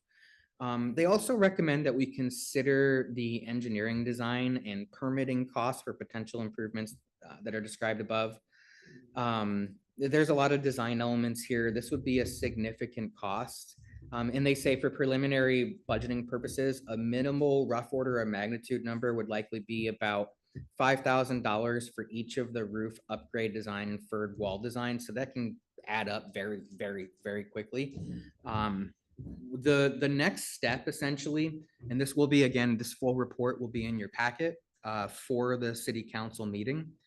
But the punchline is, do we want to go down the road of reinforcing the wall? There are some other things that they can do with that wall. Like, for example, they can take some, basically like a plastic material and stretch it along the outside of the wall, remove the furring strips and do it on the inside of the wall too. And what that does is if there's horizontal forces from an earthquake, it would keep those blocks from popping out of the wall. It would essentially kind of keep it stable. If anybody's ever been like, or seen a car accident with your windshield, right? That's what they have on the back and the front of the glass, which is why the glass doesn't go everywhere. It shatters, but it stays basically in one chunk because that plastic liner on both sides is holding it in. That's the best example. I asked the engineer if that was a good analogy for visualizing. He's like, yeah, actually that's exactly what it is. So that's what they would do, but they'd have to remove the furring strips. So do we want to look at one or more of these options, these imperfect options, in order to get the building to be safer, but really not up to, there's no way to reinforce this building to bring it up to current seismic standards? Do we want to do that and look at a capital improvement project of replacing our city hall? Or do we want to pivot directly to a medium to long range plan for identifying building a new city hall? Or of course, do we want to do nothing? Do we want to just leave it as is currently, because that too is an option? Again, this is the work session, so you will have the luxury of asking me questions, but not having to really dig into this right now unless you choose to. My concern is with the roof. There's the original flat roof, and then what, 25 years ago, they put that other roof over the top of it. Is that what happened? Yeah, I see. so my concern is you can put money into reinforcing the walls, but if there's seismic event, there's so much weight on that roof. Is the building just gonna go or what? It probably will. So that's my ultimate concern. Because one of those two isn't, they're not tied to the walls, are they? I don't know how they did it. That's where you evaluate where your load bearing walls are for that roof. So Yeah. there's a lot of walls in that building. Mhm. It's not like this one is all open. Open. Right. So there's really no load bearing walls in the center of this. They're all on the outer edges. Right. So Isn't there problems with the foundation as well?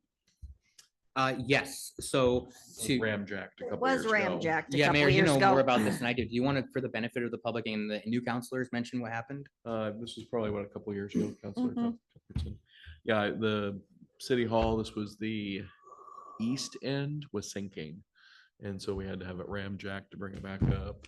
That was about 25 grand to do that. So, I mean, as far as I know, it's not sinking anymore. He did determine that it's not sinking further, and he did say that that is warranted in perpetuity. So if there is ever an issue, we could call Ramjack back out. He does not see any evidence of that Okay, well, that's good. going the other way. That's good news. My big concern is that we put a whole bunch of money into the building to refurb everything, and as you said, it will still not be up to what Current it code. needs to Current be. codes, yeah. And so that concerns me that we're throwing good money after bad Again and again. again and again and again and kicking the can down the road. And the However, baby out we the don't bathroom. have like a bunch of money to just do something else. So Well, do we have an emergency plan in case of an earthquake while people are in there? Do we have structures that they can get under that are strong enough? We don't. The desks won't hold them, hold it. Probably not, that's actually. almost a The farce. in my closest thing opinion, might desks, be but- the old,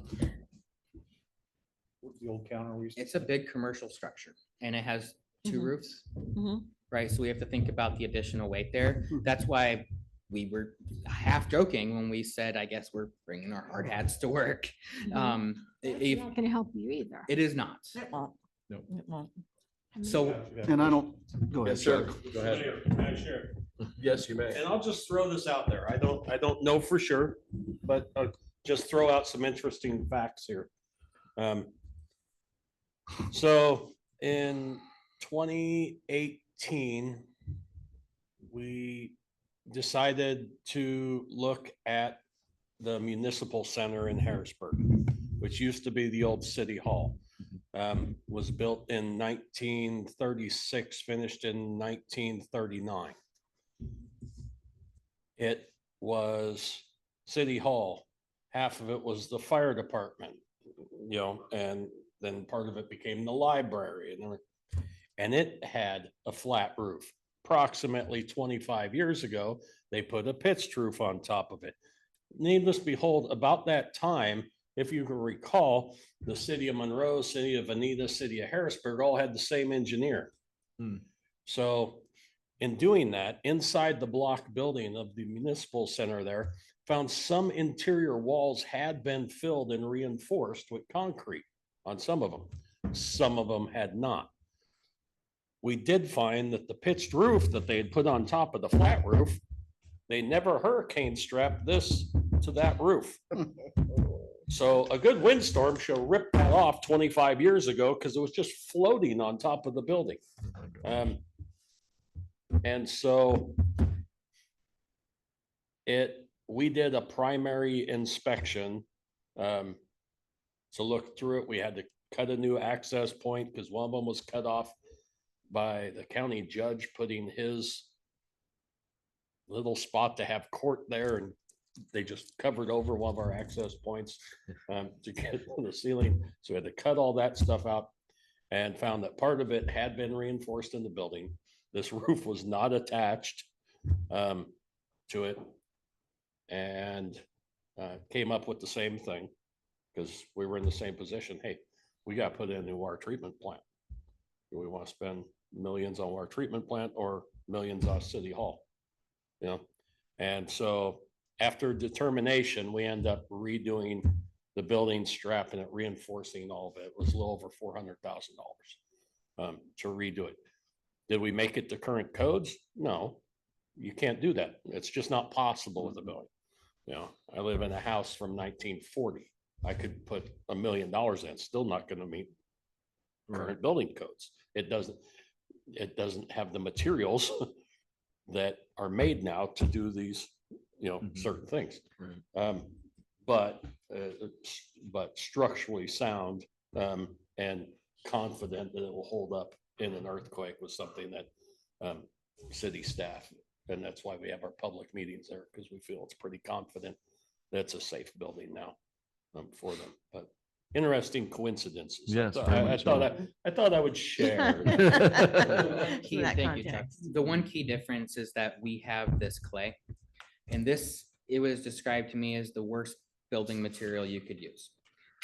There is no way to get our structure to the point where it would be safe to the level that you all or we and the building would feel comfortable with it being. Even if we do all of these steps, what we're essentially doing is buying ourselves the minutes or seconds to get out that door. The building is still going to come down. It's not going to remain in place. It doesn't have the ability, even if we throw everything that we possibly could at it, because of the kind of construction that it is. And because of that, we would not be eligible for many of the federal and state grants that are typically available for rehabilitation, because that's one of the first things that you need to be able to demonstrate. However, if we move forward with looking at the potential of building a new structure, and in the meantime, identifying some modest steps that could improve the current one, including an investigation to determine exactly what we do have, because that would be the next step to be certain whether or not those cells are filled, whether or not the roof is actually tied on. All of that stuff needs to be determined, right? But if we were to move forward with designing a new city hall and funding it, there are significant monies available in grants, both from the federal government and the state, including the community facilities program and a number of other things that we could leverage with our partners to get the funding to build a new city hall, which could actually happen probably much faster than we'd be able to acquire the funding to do these upgrades, simply because there's no money out there to go and get other than our own or going to bond. And to reiterate, I agree with everything he said.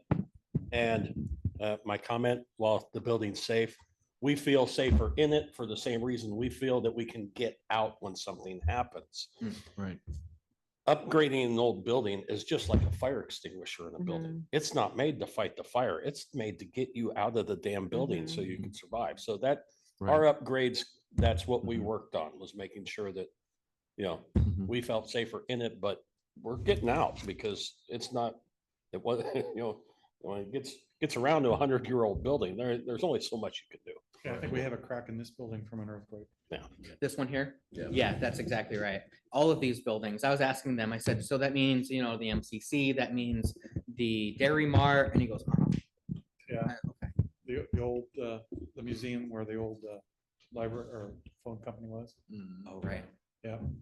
So it is the reality that we are in. The holding pattern is that we're not an uninhabitable building, but we do need to start taking actions now to start thinking about over the next couple of years, what capital expenditures we are going to take on, because the planning time is significant. So we really want to point ourselves in the direction that we truly want to go from the beginning. What are your thoughts? We're going to, again, revisit this at City Council. There will be an opportunity over the next couple of months, especially when we clarify some of these unknowns, to continue to comment and provide suggestions, comments or questions from council. My question is this going to be a domino effect of other city buildings? This building, yes. So if an earthquake. Water treatment plant? No, not the water treatment plant, because the water treatment plant is built to current seismic standards. It is a high quality structure. No, you're good there. Okay, this building? This building, this also is just like the city hall. If the city hall goes down, this one is going down too. Post office, Dairy Mart. Is the post office that clay brick as well? It's like terracotta. Terracotta, same stuff. But that's, Wow. that doesn't It's- belong to the it's city, block, correct? Is it cinder, but it's But it's not a deteriorating. city building, but. But it's not a city building. No, That's it's a not federal city, building. but it's. But you're still a talking building in about the city. our structures. Yes, Right, our exactly. responsibility. These Yeah. two, to my knowledge, these two are all that we have that fit into the category that this engineer is describing. Well, I mean, I think that we need to prioritize City Hall over the MCC. I mean, that's where our city staff is housed and currently sitting, so that would be, Well, and if you priority. prioritize City Hall, you can also prioritize a meeting space. in that new City Hall. Right, because the meeting space can have up to a lot of people, like when they have craft fairs and whatnot in here. I mean, and we're reliable for it. I'd like to make a small recommendation, and this is really only an idea at this moment. So one of the things is if you think about an earthquake hitting our area, we're very central. We have a ton of little hamlets and villages near us, but the real population centers where services are available are going to be Corvallis and Eugene. And if earthquake hits and it's strong enough, those bridges are going down. We have no ability to access those resources whatsoever. So there have been conversations, rural communities centrally located, much like Monroe, to think about something like an emergency operations center. In the private sector, I was pulled on board with the Tillamook County project. They're still moving forward with this right now, but we were able to sketch out what the plan would be and get them some funding opportunities that they could go and actually apply for and win. So they purchased some property and are moving ahead with getting that new structure built. What's nice is that if you pair an emergency operations center with a city hall and other things like our meeting space, it's more than one grant. It's more than one revenue stream, and it's also more than one purpose locally. So we're able to actually leverage a lot more funding than we typically would if we're just building a city hall. Emergency operations centers are a big deal right now, and one of the few streams of revenue that wasn't cut by this administration is emergency management. So it's something to think about. At your direction, I would very much like to have a conversation with the fire chief and also some of our smaller cities surrounding us to see if there would be interest in something like Might that. want to also include the sheriff, because we do have the sheriff substation. as well. Absolutely. Yes, exactly.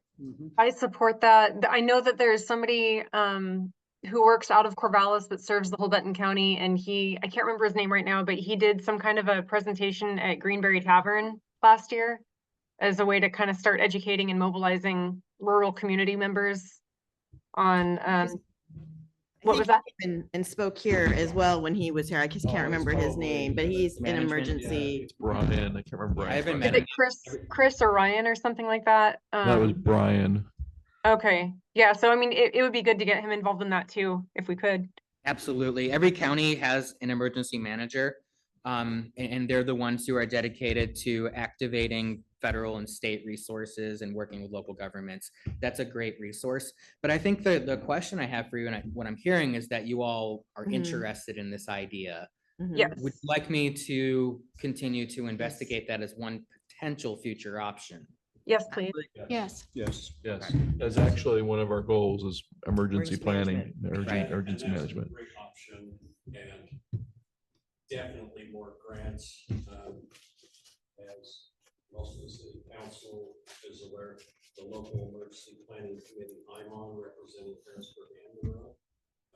And we'll use the treatment plant, so we discuss things like this quite a bit. And they mentioned there's just.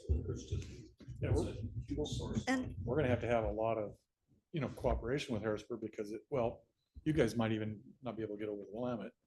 And we could lose the bridge over the Long Tom. Part of our emergency plan, we've got to hope. Yeah, that's what I'm saying. Because half of our staff lives in Junction City. We- So if the dam goes in an earthquake. Yeah. Yeah. that- This is all gonna be. Oh, yeah. 4 foot of water in it. If Lookout Point goes, yeah, Lookout Point goes, it will put everything underwater. Counselor Cuthbertson. well, I was just confused. Territorial highway, I mean, couldn't you still get up from Eugene? There's Wait. a bridge you have to get across on. to By get over there Ferguson. On a lot of. Is there? You got the. Just after Ferguson, there's a little bridge, the little bridge you gotta cross Yeah. because of this, Yeah, the they're slough or even little, your- but that's all it Any of takes. those, any little bridge, yeah, Is what counts. Okay. is, yeah. Themselves too. It's going to, it would really be chaos because what you have is response those first couple of days up to the first couple weeks and then the recovery phase. But in that response phase, those 2 weeks where people need to eat Mhm. and drink and get to a safe place, those are key. And that's where we're really going to run into those issues. And, and I think it would be really important for us to focus too as a community on getting people so that they can be self-sustained for a few days. Because that's gonna really benefit us a lot. I mean, we have to agree. crack bottled water. Let me talk a little bit in It'll terms keep of you alive, or you don't have to. capital funding strategy always comes down to what kind of story you can tell. Mhm. And the one story is give me money because I'm building a city hall. The other story is give me money because I'm building a city hall and a place for people to shelter and a place Mhm. for us to hold resources. It becomes much more. We amplify the letters of recommendation, both from the state and our regional partners. And we're much more in the running to compete against those larger cities that typically overshadow us. Sell it, TJ, I love it. So I was gonna mention that I've had conversations with the sheriff and the fire chief about having resources not be in Corvallis. Mhm. I had suggested even the airport would be useful because we could at least get to it and it's on this side of the bridge. Talking to the fire chief, they're trying to get, I don't know if that's part of the plan, Tim's in the room with us here. For the new firehouse, if there's going to be space there to store emergency supplies for the community or not, but definitely want to have a conversation with the fire chief and all this. Absolutely. Yeah. So I'm hearing strong consensus to have those conversations and I look forward to bringing those outcomes to you. I think that we're going to have some good talks and I think there's going to be a lot of support for this. Typically, you don't hear a lot of no's when you say, let's do something like that together. Thank you, TJ. Absolutely. Any other comments or questions regarding the structural report? To put a bow on that. Yeah, but I'm gonna need to read it. You will have this in your packet Okay. for the city council meeting. And we can dig in a little bit more in detail if you'd like. I wanted to give you the Cliff Notes today. No, that's perfect. I just need some time. Absolutely. Oh, definitely need to digest some of that. All right, let's move on to the fund accounting software. It's section 7 of the agenda. I think it's in the packet we have in front of us too. Is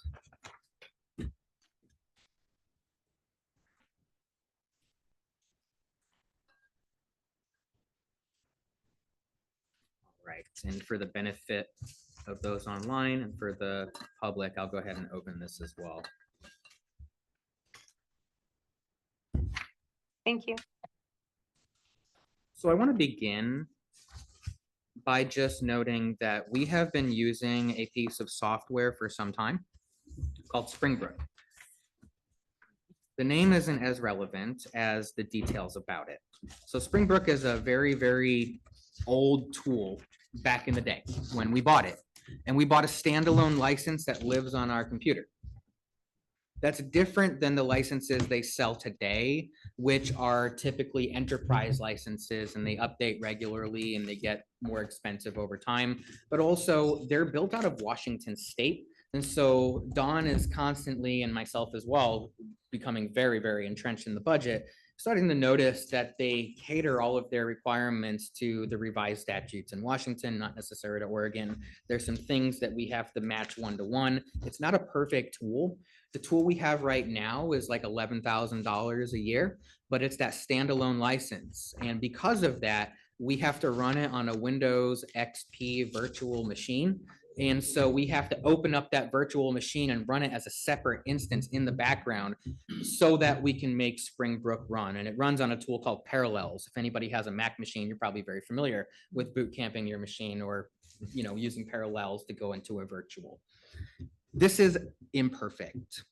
And if we were to move up to their enterprise system, we'd still deal with some of the challenges of them really not catering to the Oregon market. In light of that, I have asked Dawn to touch base with a couple of different companies so that we can get a sense of what options are out there. Prior to doing that, we reached out to Harrisburg, we reached out to Junction City, and most of our other partners in the area, all the same small cities that Mayor Sheets were at the, you and I were at the LOC conference several weeks ago, all those same folks. What do you use on a small scale? Several of my own clients have also used some of these tools before too. So I wanted to go over and just kind of give you an overview here. I encourage you to take this information home. I'd like to revisit this at the next work session. This isn't something I'm looking to pull the trigger on right now, simply because the expenditure is high and the level of detail that goes into making that decision is pretty great. But this is our first stab at showing you what options are out there, giving you a sense of what I think might be the best tools, and then coming back to this again in the future. So the first one is Cassell. This is very, very common and very used by small cities. Their total investment for startup, that means getting a hosted license. So that's an enterprise license that updates each year. It's kind of what we want. We don't want to end up with a virtual machine again. So we don't want that standalone stuff. We want an enterprise hosted license. The training that goes into using this tool is not trivial. It's $7,800, but that is what we would need to ensure that we're using staff time effectively and able to do all the things right out of the gate that we need to do if transitioning from Springbrook to a new tool.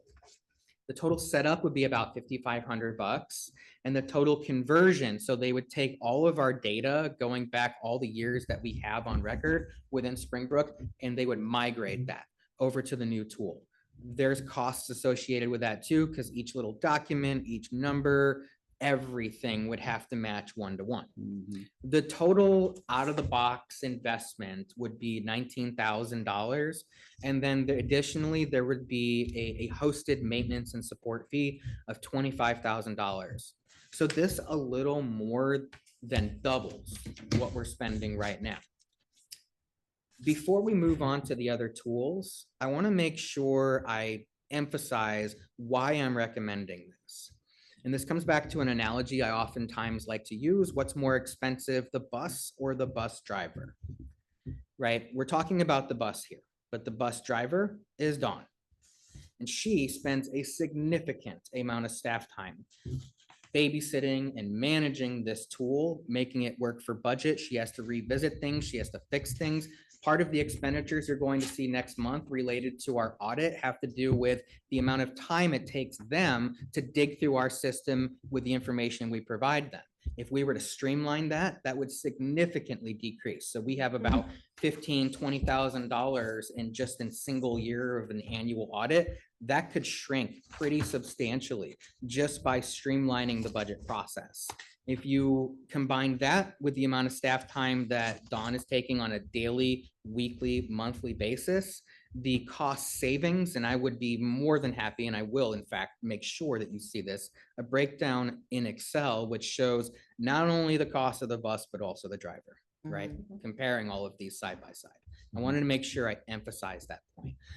Also, Counselor Lindner, I realize that I'm not sharing my screen, but you do have a packet in front of you. I'm going to share my screen for your benefit as well as for the public. Thank you. I have a quick question on the training. Can you elaborate on that? That seems like excessive training for an expensive program.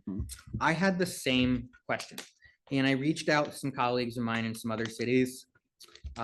It's actually not. There is significant training. It's not just a couple of days. Like our website, which is going live next week. We had one training for 2 hours last week. We've got another 2-hour training tomorrow, and you've got a 4-hour grouping of training, and pretty much we're off to the races. 80–90% of what needs to get done can get done with that.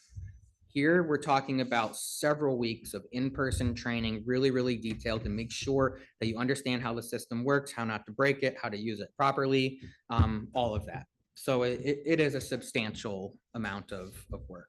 Is that Hi, in-house ask- training? Yes. Okay, that makes a little more sense. Yeah, that's personalized training, unlike the website, which is like we're on there with 10 other cities from around the country.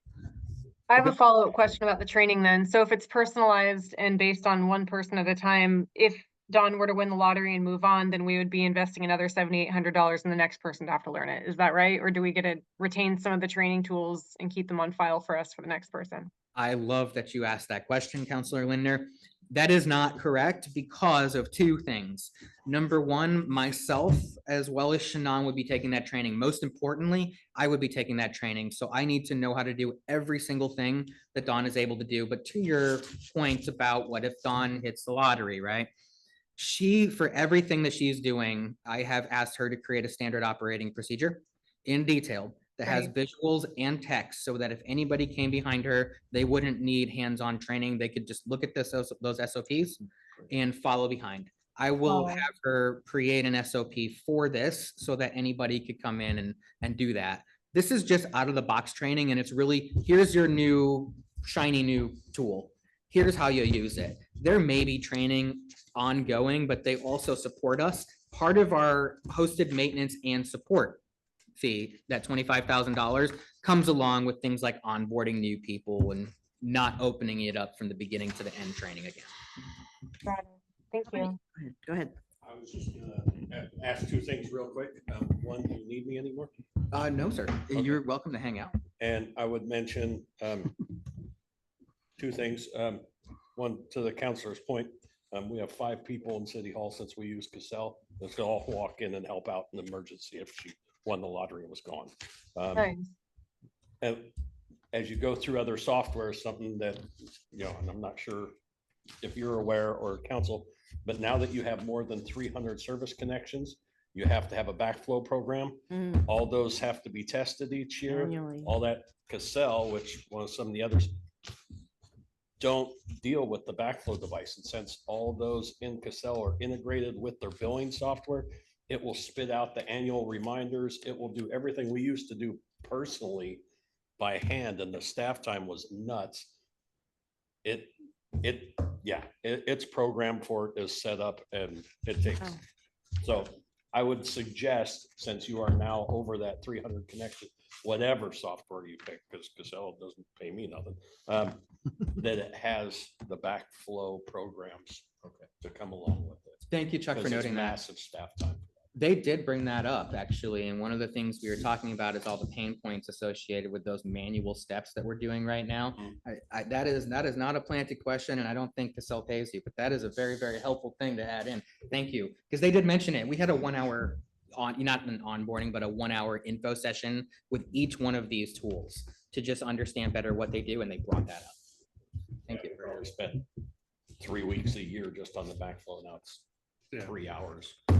So And I presume that because it's hosted, they're doing all the patching, all the IT work. That's exactly right. Currently, we get on the phone with a guy who handles our VM machine. So if there's a problem in our system, he needs to essentially remote desktop into our computer. We have to start the VM and he has to actually access that VM as an app if there's anything to fix. And Don has to do that typically maybe a couple times a month. Yeah. And do we have a VPN that we access this year? We don't have a VPN yet, but that's one of the things that we'll be installing with our new contract with the COG. A VPN is something that I very, very much would like to have in place. Okay. I just can't get over the training cost. I mean, it's just really It's cheap. astronomical. It's And actually so in cheap. that scope of work, how many hours are they dedicating to training? I can find that out. Okay, that would be Yeah. helpful. If- I'm just not used to seeing training called out like that. Like normally it's part of the whole Right, package. Oh, So yeah, but that's actually really inexpensive that I've seen lately. Yeah, I I just, mean, I we're don't work. talking $800,000 for Yeah. some training. Okay, I would just like to know how many hours. I'll say this is pared down. All of these numbers are an order of magnitude higher for our like larger cities that use them. They did tell us that. Is the training per person or for all three of you? It's personalized for us in the office. So they're gonna come to us and they're gonna train us Group together. training. They're not gonna train Dawn and then me separately, but it's gonna be group. together and it's gonna be personalized training. Yeah. Making sure that we know exactly how to use the So system. that's the cost for all three of you to be trained. Yeah, for several days. Okay. Now, I thought I read on this earlier a few days ago that, they come back or they contact you or come back or whatever, like a week or two after it's been launched to make sure that everything's going smooth and you guys don't have any more questions or need additional training, but now I can't find No, that. you're right. Each one of them does that. And it's just to make sure, here's your thing you get out of the box. We're gonna train you. We're gonna help you figure it out. Any questions right now? Okay, good. But they'll come back in a few weeks just to say Okay. anything that came up, any bugs that we need to fix. We're doing that with our website right now. There's a few bugs. One thing we gotta remember, when you look at that $7,800, Mhm. you're talking about a per diem and travel cost probably. Oh, right. And they're, So you have a mob and demob cost. you right. know, It's their travel, their hotel. Yeah. Yeah. So, that's per why it diem. looks I inflated. saw that. If it was just the training part itself, it would probably be less. But Yeah, the I'm per pretty sure diem's that says $55 a total day. training, So I'm That's assuming fine. it's, I mean, I don't know what their per diem is. That's what, I mean, I work like that, but Cost of gas. I don't know if they're flying or yeah, I don't know what driving. they're charging these days for mileage if they have to travel. They're coming from Provo, Utah. that's nothing. And I will definitely ask, what is the bang for our buck? What are we getting out of that? So that we can justify that, because that's your job. You need to make sure that you understand the cost that we're spending, even if it's $1, is justified. So Well, I yeah, will ask just that question. Ask them to itemize it. Yeah, exactly right. Yeah, breakdown. Okay. Okay. This is just their general conditions. I know you saw that. Sorry, Sir, yes. I'm looking at, now that she brought up the per diem, says these are not included in the total proposal price. Okay. So the travel Oh. expenses will be invoiced when training is complete Yeah. and include actual airfare, hotel, car expenses, plus their food per diem of 55 per day. That's on page 7. That's right. So- It says it's not included. It's not Yeah, it's included. right there at the top, but that's for the optional on-site training. Mhm. That's right. They did offer to do it online. And that's one of the things personally, I'd be fine with an online training, because if you're learning how to use a system, then I kind of want to see a screen. But we could look at them coming out to the site if we wanted to. Thank you for catching that, Counselor, right? I forgot it did say that. So that answers your question. That doesn't include per diem and all that Nope. stuff. It's just raw training. I mean, virtual training works really well, especially to your point, like computer stuff is good to see it from their perspective because you see it better from that perspective than you would maybe if you were just in a conference room and everybody's shoulder to shoulder looking at one screen. Well, It's not personal training. I think it's high. Yeah. Yeah, they offer training at their facility, them coming to you or online. But we would have to have travel expenses for us. I mean, at the They offer training. 3 ways, but I Yeah. think this is all online negotiable is too. good All I have to too. do is really raise the question and ask if there's wiggle room, like we did with the website. We were able to get $500 off just by Yeah, just see asking what the you can question. do and what the scope of work is and what the hours for training entail. Is it like 8 hours? you Yeah, know? no, I have that here. How many hours and what are the other costs And associated? break that up over a couple of days, because that's a lot of time to dedicate for our city staff. Yeah, my understanding is that is exactly what they do over Okay. several days. It's they explained. Yeah, that would be like a crash course, I think. Yeah, only half that information would be retained, right? Like, And it I'm looks like toast at 4 Close hours. City Hall. Once for we have a those pre-live days. and go If live it was all schedule, day. if we change that schedule, we can be charged up to $10,000. Where are you seeing that here? Counselor? Page Myers? 6, note 2. I like about it, it sounds like Harrisburg uses it. And I know that we have I think Don has a great relationship with Harrisburg. And so there's that aspect that's, Little symbiosis. there. yeah. Yeah, and you have that backup if Relationship. there's an issue of Yeah. somebody We else had who's another Minecraft familiar server on. and could come over and answer, or we could Yep. go over there. And so Yeah. that's Back and Yeah, I forth, think yeah, that's a really great That's a good attribute, actually. safety net. Bridge my resource with Michelle, you know, at the city of Harrisburg, and she mentioned that they use this and that they like it. Dawn also spoke with her counterpart and she's very familiar with it. Several of the clients I've worked with over the past several years use this exact same tool. I am not emphasizing this tool or leaning on it. No, I'm for just sure. telling you my experiences. Thank you.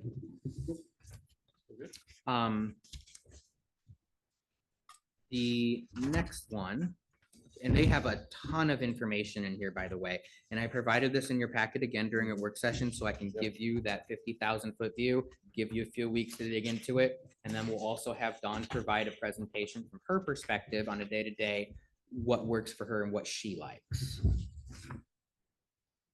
The next one is Tyler Technologies. I want to note something that council may or may not be aware of. There was a billing tool that the prior city administrator, I am not sure if he got council approval for this, but purchased this tool for at the rate of like $5,000 a year. And we paid for it for like 3 years without ever using it. We never even cracked it open. And so Doesn't one of, sound familiar. I don't think we knew. yeah, I didn't think so either. What And was this tool? this one right here that you're This one looking right at, here? it was one of the lines, one of the like types of tools. So I think it was just for billing stuff. Similar to what we're using with Express Bill Pay. They came in and kind of offered a little option for us. To get a refund from that. That's what I asked her. I said, ask them, because this is not a foregone conclusion that we're just gonna go with you. Right. But is there some kind of return if we can demonstrate and you know that we didn't use your tool, we just paid for it? Right. Do we get some of that back? And if we did, that might be something that you all would want to consider. So that's what this No is. answer yet? Anybody that do we know of anybody who uses this system? No. Like, it's so nice because we have people that we know that are close by that use the Cassell, but do we know of anybody that uses this system? Personally, this personally. is the first time I've heard of this tool. I haven't heard of them before. Okay. And Don only heard of them because we bought that, whatever it was, a couple of years ago and then got rid of it without using it. But no, to my knowledge, none of the local governments we checked with are using it. And to my knowledge, I don't know anybody else who Okay. uses it. Hmm. But it is an option that's out there, and my job was to make sure that I provide to you all of Absolutely. the best resources available. I just was looking to see if you had managed to get another opinion about this, so that's Yeah. all I was. They do offer us a Question. discount as a small city. The annual cost here would be about $15,000 a year. So it's about $10,000 a year less. However, there are a number of modules and things that don't come along with it. For Ah. example, Mm. utility billing. Yeah, that, Oh, ouch. yeah. There Yeah. you go. Their Tyler University, their training component. I mean, look at that. It's like $400 total, but it's a scaled down system. There's a lot that it doesn't offer. My understanding is that Tyler really caters to extremely small cities. We are an extremely small city, so it's worthy to put this in front of you. However, I don't know that we'd get all of the same benefits that we would be getting from Cassell, and my breakdown in the spreadsheet would be able to show you those apples to apples. I see your question there. Go ahead, Counselor. Well, and I was just gonna ask about backflow. Is that Yes, does only it even do Cassell that that? does backflow? My 'Cause- understanding is it's not. This was the Okay. only one that only did a phone call with Dawn. They didn't want to like get on a Teams meeting with us for an hour. So they did a Mhm. phone call with like a person and I listened in, but they weren't, they weren't really trying to sell us. Mhm. And I didn't get great information on that. What do you mean by The data backflow? conversion services are So, 3,100 because bucks.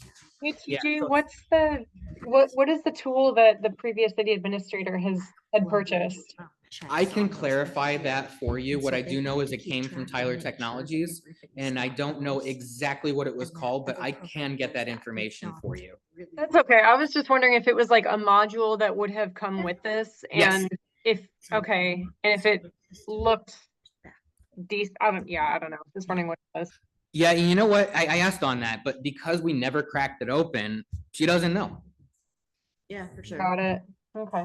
I do have one question to ask, one favor to ask, actually, on that Cassell.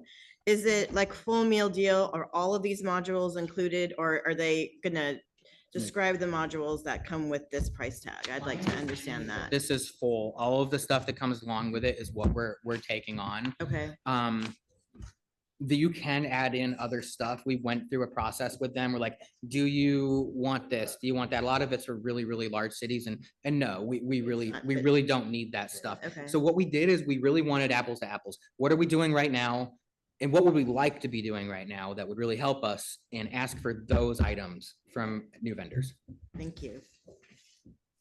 So on this, Tyler, do you have to add the 15,000 a year plus the 43,000, whatever it is, for the And that's how it services? kinda- Or is that additional add-ons? On like page 6, that you're looking at kind of breaks down how the training's all busted. So you're down talking separately. about on Thank page you. 2 right there, right? Where they're So it talking about kinda the comes up with the $43,000 $7,800. extended There it price. is. Yeah, because it looks like there's Oh, there data it is. conversion services with there, which, So yeah, it gives a Cassell was breakdown part of of the all the deal. different costs there. and then there's a customer relationship management suite. Yep. And a financial management suite. That must be the two different suites. Things that we can add on. That's exactly right. So we have the software as a service, this the simple SaaS up here. That's what we would want to go with. That's my recommendation. Of course, they offer other things, that $15,000, but they do offer other stuff, as you point out. They kind of have a number of tiers. They threw some of those things in there. So the Pro Management Suite and the Pro 10 Customer Relationship Management Suite, all those things are additional add-ons that we could Okay. get if we wanted to. I don't know that we would need them, and if we did go down this road of talking to them, we'd want great clarification on what exactly are we buying there? It's interesting. So they did break down the training and there's, Mhm. yeah, Kind of the Okay. difference. yeah. The different modules that they're gonna be Mhm. doing training. What, on. Counselor Evans? I'm sorry, going back to the first one, Cassell. as Counselor Ray pointed out, you don't have to ask about the itemized for the training. It's on page 6. Oh, it is there. It is. Yeah, it's actually broken down on page 6. Thank you. The training, the setup, the conversion, cost, all that is all broke down on page 6.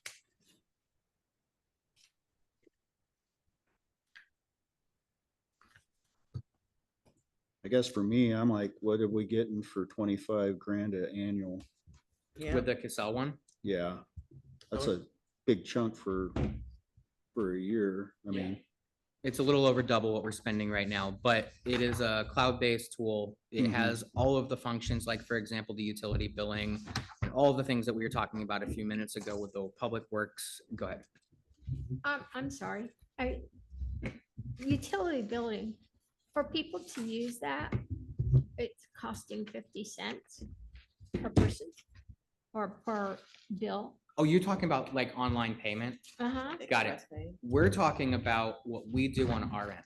yeah, And their Okay. paperwork, Yep. all their. So So this doesn't do the billing process for customers? I mean, Springbrook, to what we pay? have now, it kind of does. It's a very, very manual process. We export a Excel spreadsheet and we work with an Excel spreadsheet. It is not automated. It does not do things for us. It does not save us any time on the front end.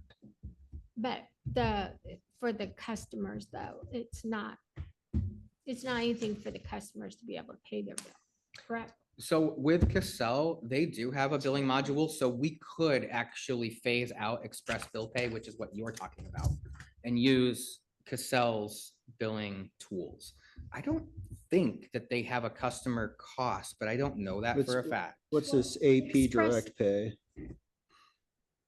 Accounts payable. Yeah, accounts payable, direct pay. Okay, Mhm. So anybody we have to give money to, we okay. can pay them directly. Right now, we're not doing that. We're just doing it manually. Yes. So there's a lot of stuff that they automate for us. The express bill pay was giving customers a 50-cent discount, Oh. but the city of Monroe was eating that cost. Really? So I don't know a lot about it. how did that Express bill go pay. then? I wasn't aware of this until now. Yeah, City of Monroe Don't use it, so. wasn't, I don't either. We get charged from what $2. Don explained to me, the City of Monroe was not getting a discount there. They were eating the cost of that discount. So the City of Monroe took away that discount, said it cost you 50 cents more if you use Express Bill Pay. We may want to compare I think it was Express Bill $2. Pay with Casell. We take our water bill in paying by check. Yeah, I think it's more than 50 cents. It's $2. It's a significant. Yeah. Yeah. Yeah, I think the city raised it. So I'm hearing that we Like would like to $2. look and compare apples to apples with the bill pay portion of this tool. Yes. Yeah, Yes, please. cost would be to each customer if there is an additional cost, If they were to choose that route. and what the cost would be to the city. Mhm. Absolutely. Thank you. So with Tyler Tech, the punchline really here is on page 14 of 17, so 14 in the packet. You know, you're looking at the one-time fee. There's a significant one-time fee, that 43,000. And then the reoccurring fees of the 16,000 per year. So if you look at the comparison side by side, the one-time fee is significantly higher for Tyler, but you would reach a break-even point compared to Cassell Mhm. because the costs are about $10,000 less per year. What you are going to hear the next time that we talk about this is what staff's perspective is and how much they're really going to be able to save time, getting to my point about staff time versus the actual cost of the tool. Again, we'll break this down for you in our own spreadsheet so you can compare those apples to apples. What I'm capturing now is the questions you have in the comments, which are incredibly helpful, by the way. Thank you. Okay, and then the final tool have, this is really just an email. We don't believe that we are going to go with this tool. OpenGov, they run websites, they do pretty much everything. They build themselves as like the one-stop shop for city governments. And because of that, they've really started to focus in on your Corvallis's, Eugene's, Portland's of the world. They don't have a lot of tiers for us, so their implementation would be $125,000, and their software is $45,000 a year. No need to further discuss this. Are you one. sure, Counselor? Yeah, I'm pretty That was sure. our feeling as well. They said, do you want to spend an hour? We said, no, we'll just take your email and I'll put it in the packet and we'll let you I know. think I'm good. Okay. I'll write a program for that much. Anything else that you all would like to know about in a tool if we were to convert? And we know about the bill pay portion and how customers see it, the staff portion and how much time they're going to spend, the modules and how much better they are in terms of accuracy and what we're providing to the auditor. And what they offer as far as modules, right? And how that could benefit us in moving forward as we grow. Absolutely. Would it be helpful to prepare a slide deck after speaking with them where we can maybe have 3 to 5 slides on each of these 2 tools and show you kind of what they offer and a third set for what we have now? Is that something that you all would find beneficial? Side by Yes, side please. comparison, you're talking, Yeah. yeah, Yeah. probably be the, Yeah. Visual aids are Does always the Tyler one, appreciated. is that Definitely. posted also? Yes, it is. All of these are hosted. I Yeah, told okay. I told Don we're not interested in a standalone license because they get old and I don't want to run a VM in 10 years because Windows 11 is, you know, obsolete. Is there, you might want to double check and make sure there's no charges for the annual maintenance on those. Thank you. For both of them, right? Yeah. Yeah.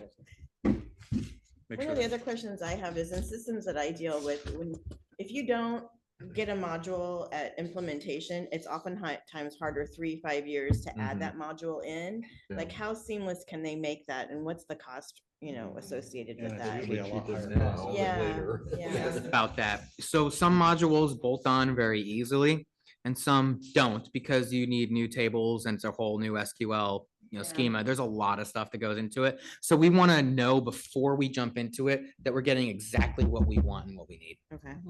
so Harry, your question on the annual maintenance. for the Casella is on page 4, says annual hosted maintenance and support. That's where the 25K comes in. Counselor Ray, I'm having you review my Okay, so it's contracts, like included. all of them from now on. I'm not this sharp normally. That's some of the way.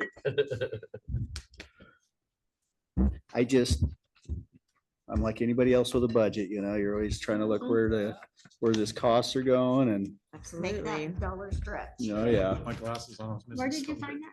it's on page 4. Page It's that 25,000 a year cost. It's integrated into that cost. Okay, For their annual hosted maintenance and support. but I didn't see that on Taylor. I didn't, Taylor's is pretty Right there. No, bland, Taylor, the Taylor. in my Tyler. opinion.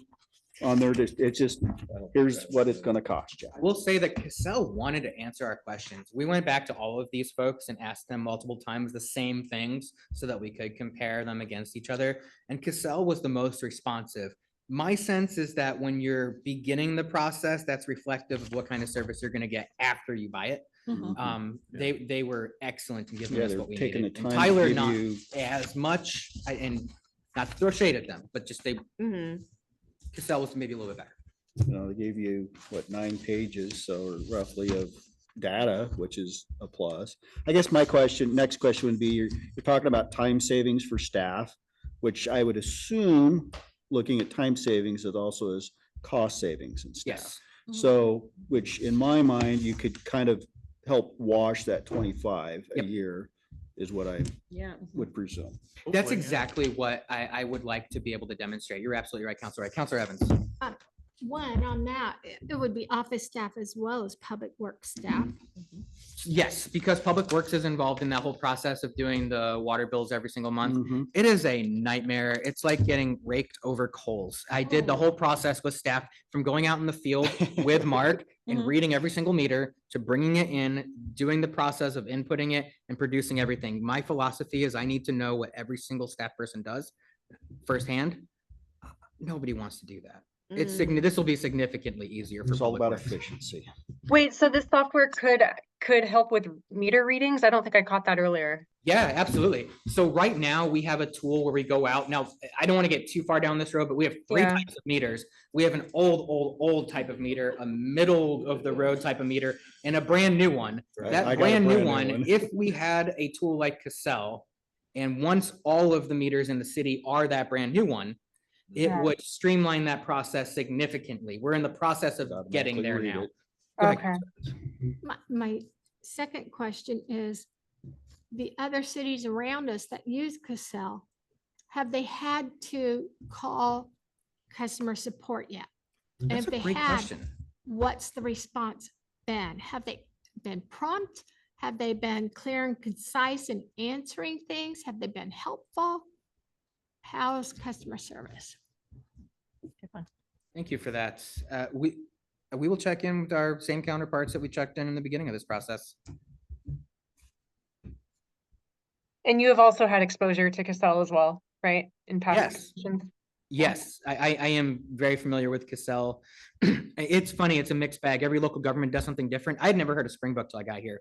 I had one client that uses QuickBooks for businesses and they turned that into a homebrew project for like fund accounting, which is a nightmare. There's a ton of things and they don't spend very much money. They probably spend $1,000 a year, but a ton of staff time. Yep. Did you have another question, Counselor Evans? No, that was Okay, it. Any other you looked like questions? you were thinking of another question. I just wanted to make sure I checked. Any other questions? No. No, thank you. Covered this All one right, pretty you good. ready to move on? We are, Mayor, in the interest of time, I want to note that it's just past 8 o'clock. And what we have right now is committee assignments remaining Uh-huh. and planning commission updates. I have some materials that I've handed out for planning commission updates. And with regard to committee assignments, my intention tonight was to go around the table and talk about what we talked about last time, which is what committees are you on? We could also do that maybe via email. And it may be more concise and could save us time. I'm happy to stay here longer. This is my job. But I want to make sure that I open that up as a potential option looking at the time. Well, I have 3 things I want to ask about, but that's just me. And they should be quick, Yes, sir. but I don't know what else everybody wants to do. We can talk about committees. We can do it in email. What do you guys want to do? I'd like to give you enough time to have the floor. No. Well, I appreciate that. Well, how about this? I'll ask, I've got two updates and one question. One, my only question right now is on the website. I know we're almost there. Could you give us an update on it? Yes, excited about the website. So the website is currently in draft form. They're currently attaching our domain, monroeoregon.gov, to it. We had our first training last week. It is a really beautiful website. I really, really, really like it a lot. It's going to streamline everything. It has a really great agendas and minutes feature. If you go to City of Harrisburg's website, it's going to look and feel very much like that. It's the same exact provider. We are already pre-populating it with agendas, minutes, and calendar events. And they give it to you out of the box and they say, go ahead and customize it the way you want, point things to where you want it to point to, add the documents, budget documents, things like that. So we are in the process of doing that right now. They launch it for us. It goes live for the public on the 22nd. And so we're really front loading all of that work right now to make sure that what the public sees when it goes live is a really great quality tool. Awesome. Thank you. Sounds I'm great. sorry, when is it supposed to go live? The 22nd. 22nd. I begged them to go a little earlier and they thought they were going to be able to, but they couldn't. So that was our regularly established date. Do you have a question, Counselor? I'm just wondering, when you open up the website, is the calendar going to be pretty easy to access? Yeah. Okay, Check out the City of Harrisburg's website. okay. I can give you some other examples as well. And in fact, I can go ahead and email you all if you'd like. I can email you all the draft link. It's like a throwaway URL that's going to go away once it's mapped to ours, but it will at least let you see. Would you like that? Yeah, Yeah, that'd I be would. great. I'm looking at the Harrisburg website right now and it is really nice. If you go to the agendas and minutes tab, that is the one, the module that they use for all of their cities. That is really one of the best pieces about it. Also, all of our forms, I'm in the process of going through the forms process with Planning Commission, getting all the forms that we've never had created, fixing the ones we've had but need to be fixed. And once those go up to the website, they'll be fillable. And so people can actually fill out their forms online, That'll be pay nice. and submit right then and there. That's big time. That's Yeah. big time for us. It's a big deal, and we can track those projects online. Anybody who submits, it makes a record, and the public can go on site and see the record of You've all done those audit planning trail? projects. I love There's it. a lot of stuff, yeah, lining up. This website's gonna be a big step Big forward boost for for us. us. Yeah. That's awesome. Thank you. Yeah, thank you. Perfect. Send websites. Because that's how I keep track of what I'm doing. Mayor, was that all you, did that answer all of your questions about that? Yeah, that's, Okay. I asked it so that the entire council got the update. Got it. I already kind of. knew, but- Yeah, I thought you did. I was like, is that planted? All right. Go ahead, sir. It's being apparent. Okay, anyway, yes, I actually, Halloween Spooktacular. That is obviously Halloween night. We're gonna have the event at City Hall. I've mentioned it before. Every year, I think this is the third year now, I've done the Halloween map for Monroe. So I've been talking to the local businesses. They're gonna be handing out candy, or if they've got a trunk or treat. So the map, it's all mapped out, it's numbered, it's got the times, where it's gonna be at and all that. I'm just waiting for a couple more businesses to let me know what they're doing. And then that'll actually go out online. I'll share that. And I'll share it with the chamber as well. The chamber actually will email blast that as well. So just to let you know, and whoever wants to join me on Halloween, let me know. We'll be parked out there under the tent in front of City Hall. Sir, would you like some support at that? Sophie and I were talking about what we're doing that night and we don't have. It's a ton of fun, TJ. You Oh, should do it it. is fun. It's fun to see the kids all dressed up. Yeah, and the I'll do community it. really. As long as you turned out. don't, I don't have to wear a costume because I don't own So one. you guys, how about this? It's a Friday. It is a I'll buy Friday. pizza if whoever shows up. No, Yeah. kamikaze. Or is it in front costume. of City Hall, you said? Pardon me? In front of City Hall? Yes. And you're usually there at 4? Yeah, it's I think it's 4:30 to. Is it 4 to 7:30? There we go. Okay. Counselor Ray, I have an easy costume if you want one. If you want to borrow it, it's just a lion's mane and you just put it over your head. Technically, it is a dog costume, but it has been washed. We've got everybody. so We helpful. do a great, my cousin Vinny. Nice. I can't wait to see it. Kara, our neighborhood gets a whole lot of kids. Oh my goodness, we get a lot. We the- get the gated like about community? 200 kids. They always go over to Red Hills. They always hit you guys up. I know, they bust them in. It They is, fuss 'em in. I think it's just because it's the only, like a, you know, like a pre-planned. It's like a Yeah, suburb. It is. You know, They're like, we're gonna drop you here. We'll meet you here in an hour. Yeah. Don't go outside of Yeah, this. it's kind Yeah, of. there's only Inside the one entrance compound. in Yeah. and out. You'll have to come over It'll sometime be and you'll fun. realize it's not like I've been that. in there. I visited the one baseball guy. I can't remember his name. Dave? Yeah, Oh, yeah. I've been to Yeah. his house, so. Yeah, I live in the same house as Dave, so. Same type of house. Don't say the same house. gonna You'll say, I start don't wanna call scandals. Anywho's, next. Next. Anyway, okay, I wanted to mention the Monroe Festival. So we had to reschedule it this year because we didn't have the volunteers. And we were hoping to be set up at one of the local businesses, but they weren't quite ready. So it kind of complicated things quite a bit. So we're actually talking about moving the festival to the weekend of, I believe it is Saturday, May 17th. That sounds good. And One that you did Wait a the minute. railroad spike at that time. yeah, Okay. yeah, we won't be doing that again, but because, I have to dig up the pavement again. That's kind of a project, but anyway. But the reason why I bring it up, aside from the fact that it's shifted to May now, is that we originally were going to have it over on the east side of the highway, between the highway and the river, but that's not going to work. So we want to actually go ahead and bring it back over here to the city and have it out here on Sixth Street, here between the community center that we're in and the bus barn across the street. The bus barn, actually, Brady Croson owns that. She pulls all the buses out for us and she lets us set up in there with Beer usual garden. food, music, Beer. the alcohol vendors, all of that. Beer So and we wine wanted to bring garden. it back. And I want to just provide a little feedback or a little background, I should say, on why we kind of shifted over to the east side and now we're coming back. The prior city administrator was not wanting to use city resources for taking the applications in and processing the payments. So that would not be the case this time, is actually BAM will be doing that. So we would ask the city if they could blockade the streets for the festival. That's it. So I'm hoping that'll be okay. Yeah. I It's gonna be wouldn't- May 17th. Yeah, May 17th is the suggestion. It's between the weekend of Mother's Day and Memorial Day weekend. Be nicer weather. weekend. anyways. Yeah. Too hot and. And the So- time frame? It'll probably be 10 a.m. to 6 p.m. 17th is a Sunday. Okay. So, 16th maybe. so maybe I need to look at the right year. Let's see, 16th, yes. That would be the correct year, yes. So May 16th. Okay.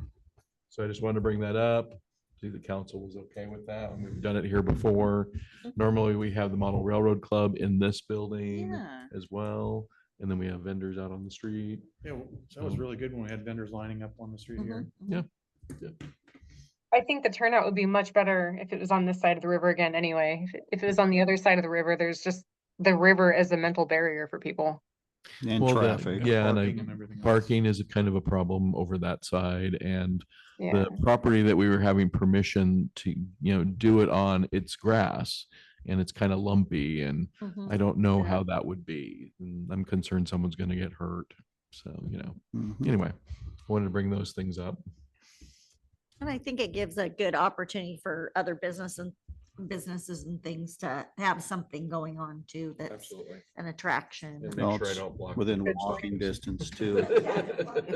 Like the church had the kids Oh, yeah, dancing. they did that last year. Yeah. Yeah. Yeah. That was really cool. it was. Maybe they'll want to partner and do something the same weekend next year too. Janice Cook has said that she'd Yeah, absolutely. I'm hoping.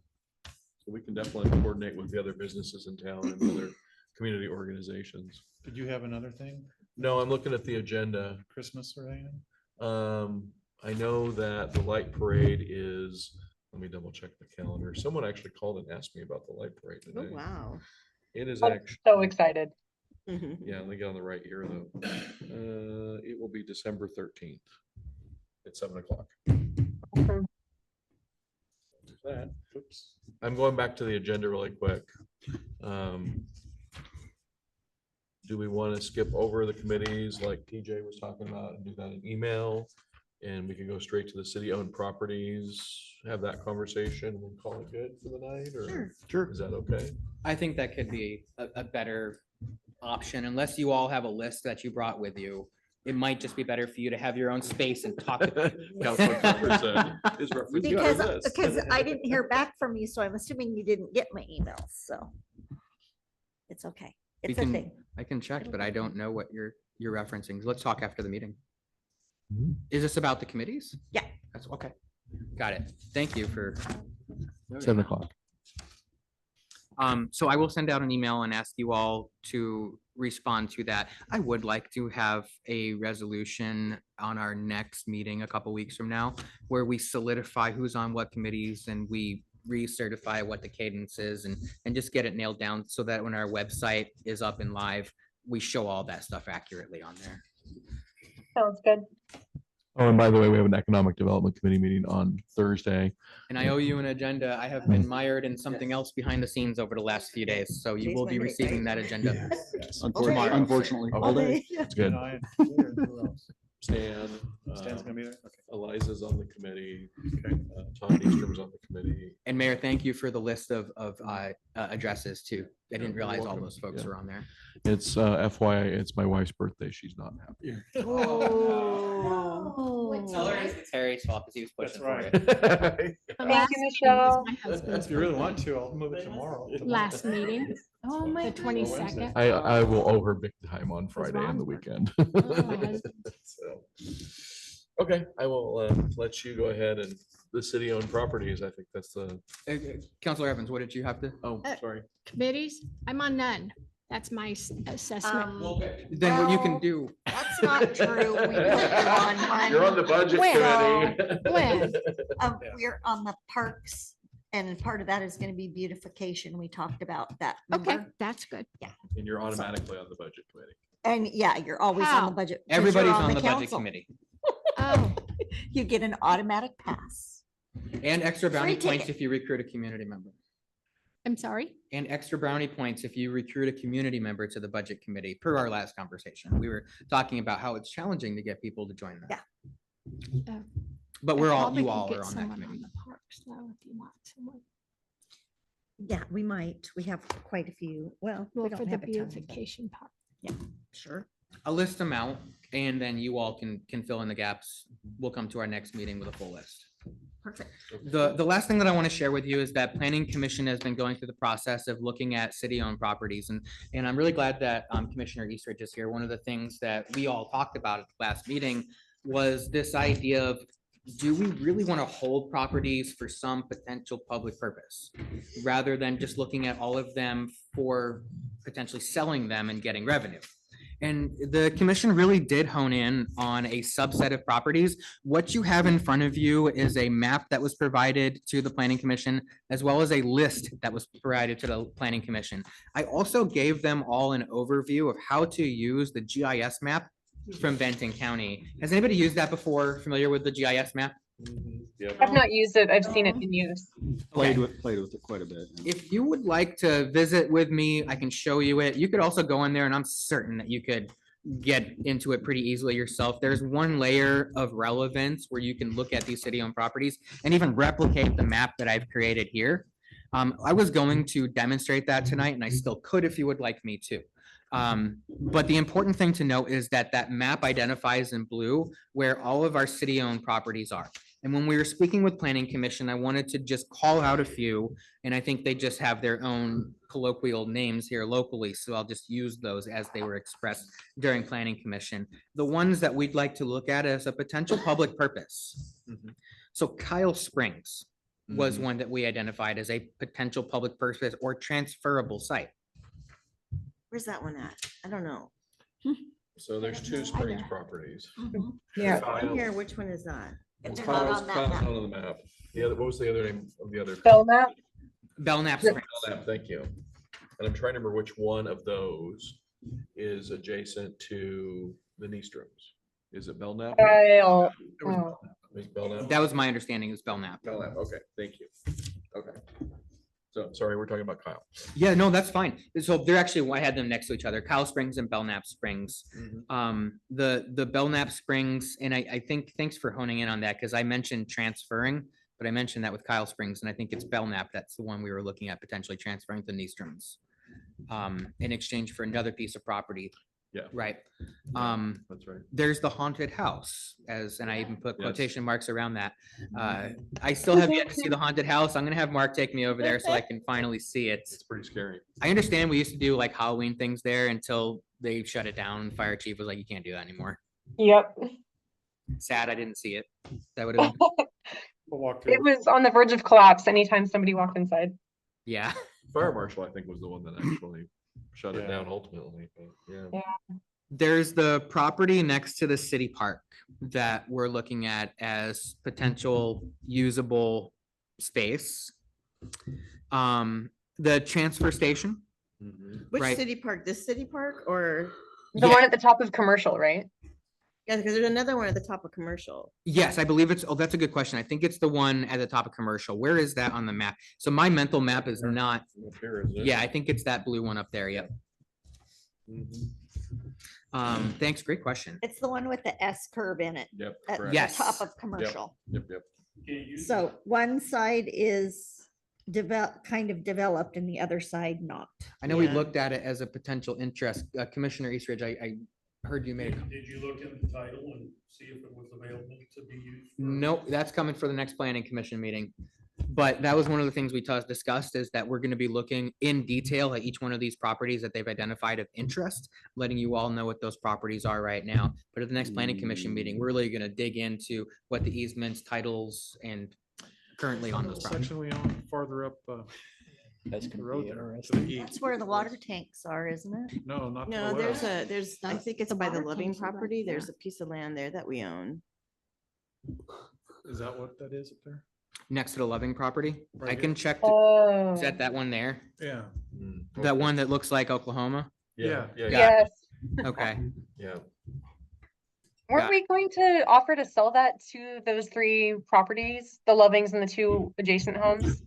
So that we would no longer be on the hook for maintaining the road? We may, that's the Lovings are this selling one. their property, and so Yeah, it's Oh. it's outside the city. We're Yeah, talking no, about something that's that's- in the city. That one is just south of the park there. It's a little tiny one. Yeah.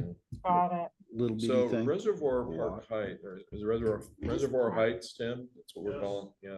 Is It's that the just- Don't alleyway we have behind, isn't there behind a, 10th, either a between tenth main, and 11th? a water main or a sewer main that goes underneath that? Yeah, which one is that, sir?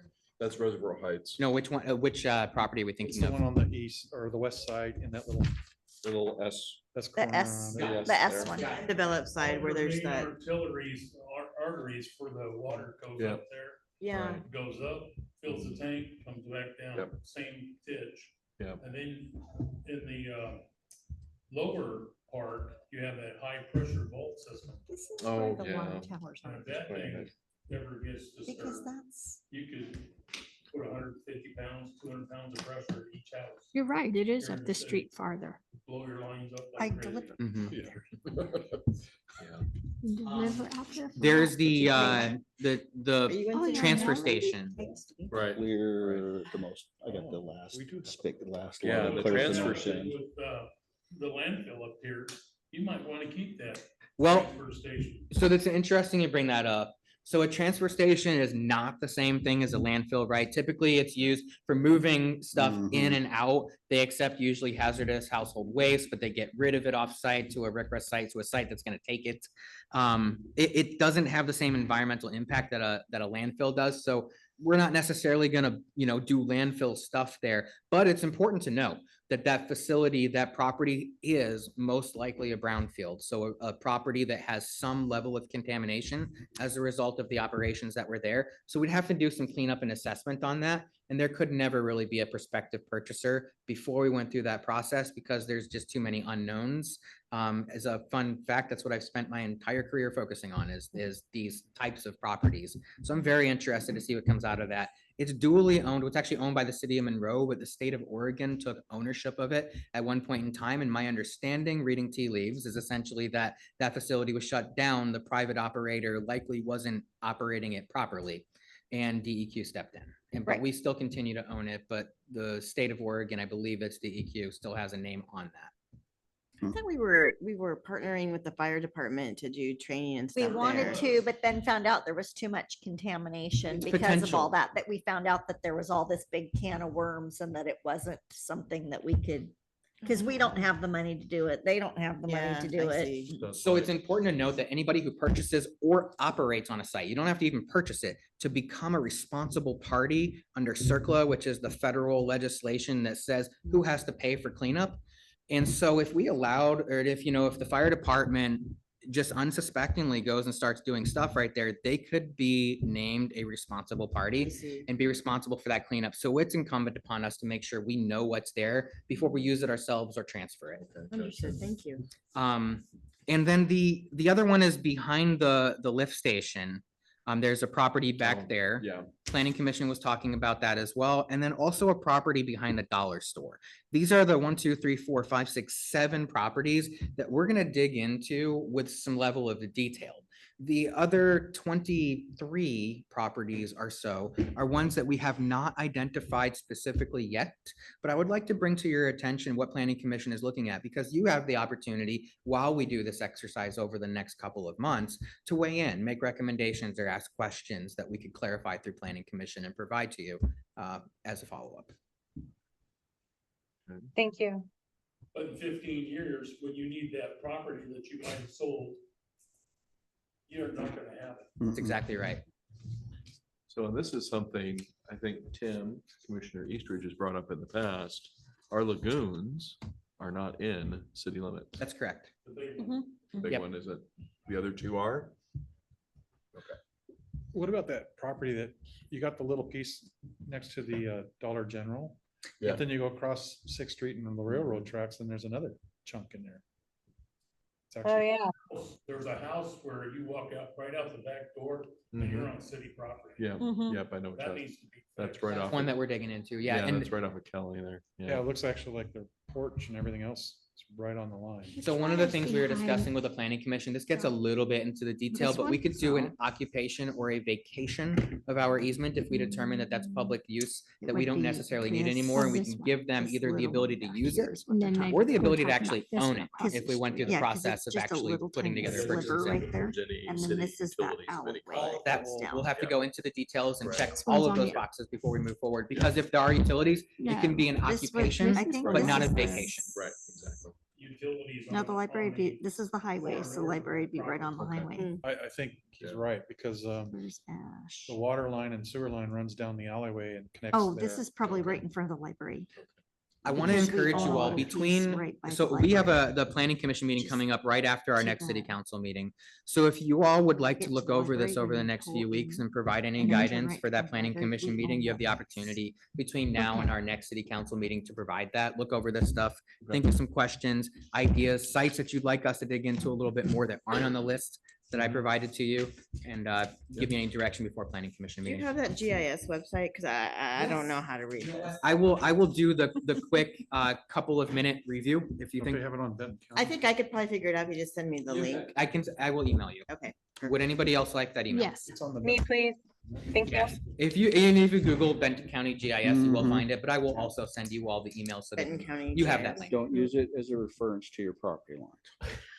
It is technically off what, 20 feet? I can't remember. Yeah, Yeah, and it depends All of on, them are. it depends on which aerial view you Yep. use. It's like a 10 or 15 foot Yep. difference. Yeah. They did not do, It's, there's stuff that could be done. there's a government thing about. It's a don't. Oh, get I me know. started.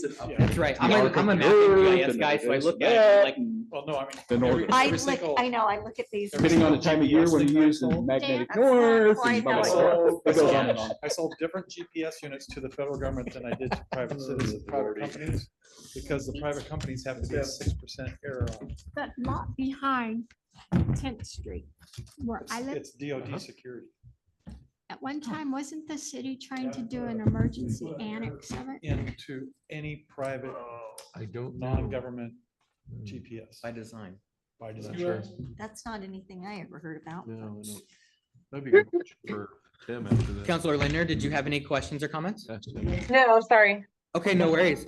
I'm good. Anything else for the good of the order? Mayor Sheets, I hand this back to you. I have it. I'm ready. Do it. Do it. Fingers. Okay, we more are adjourned, questions. folks. Have Good night, a everyone. good evening, everyone. This side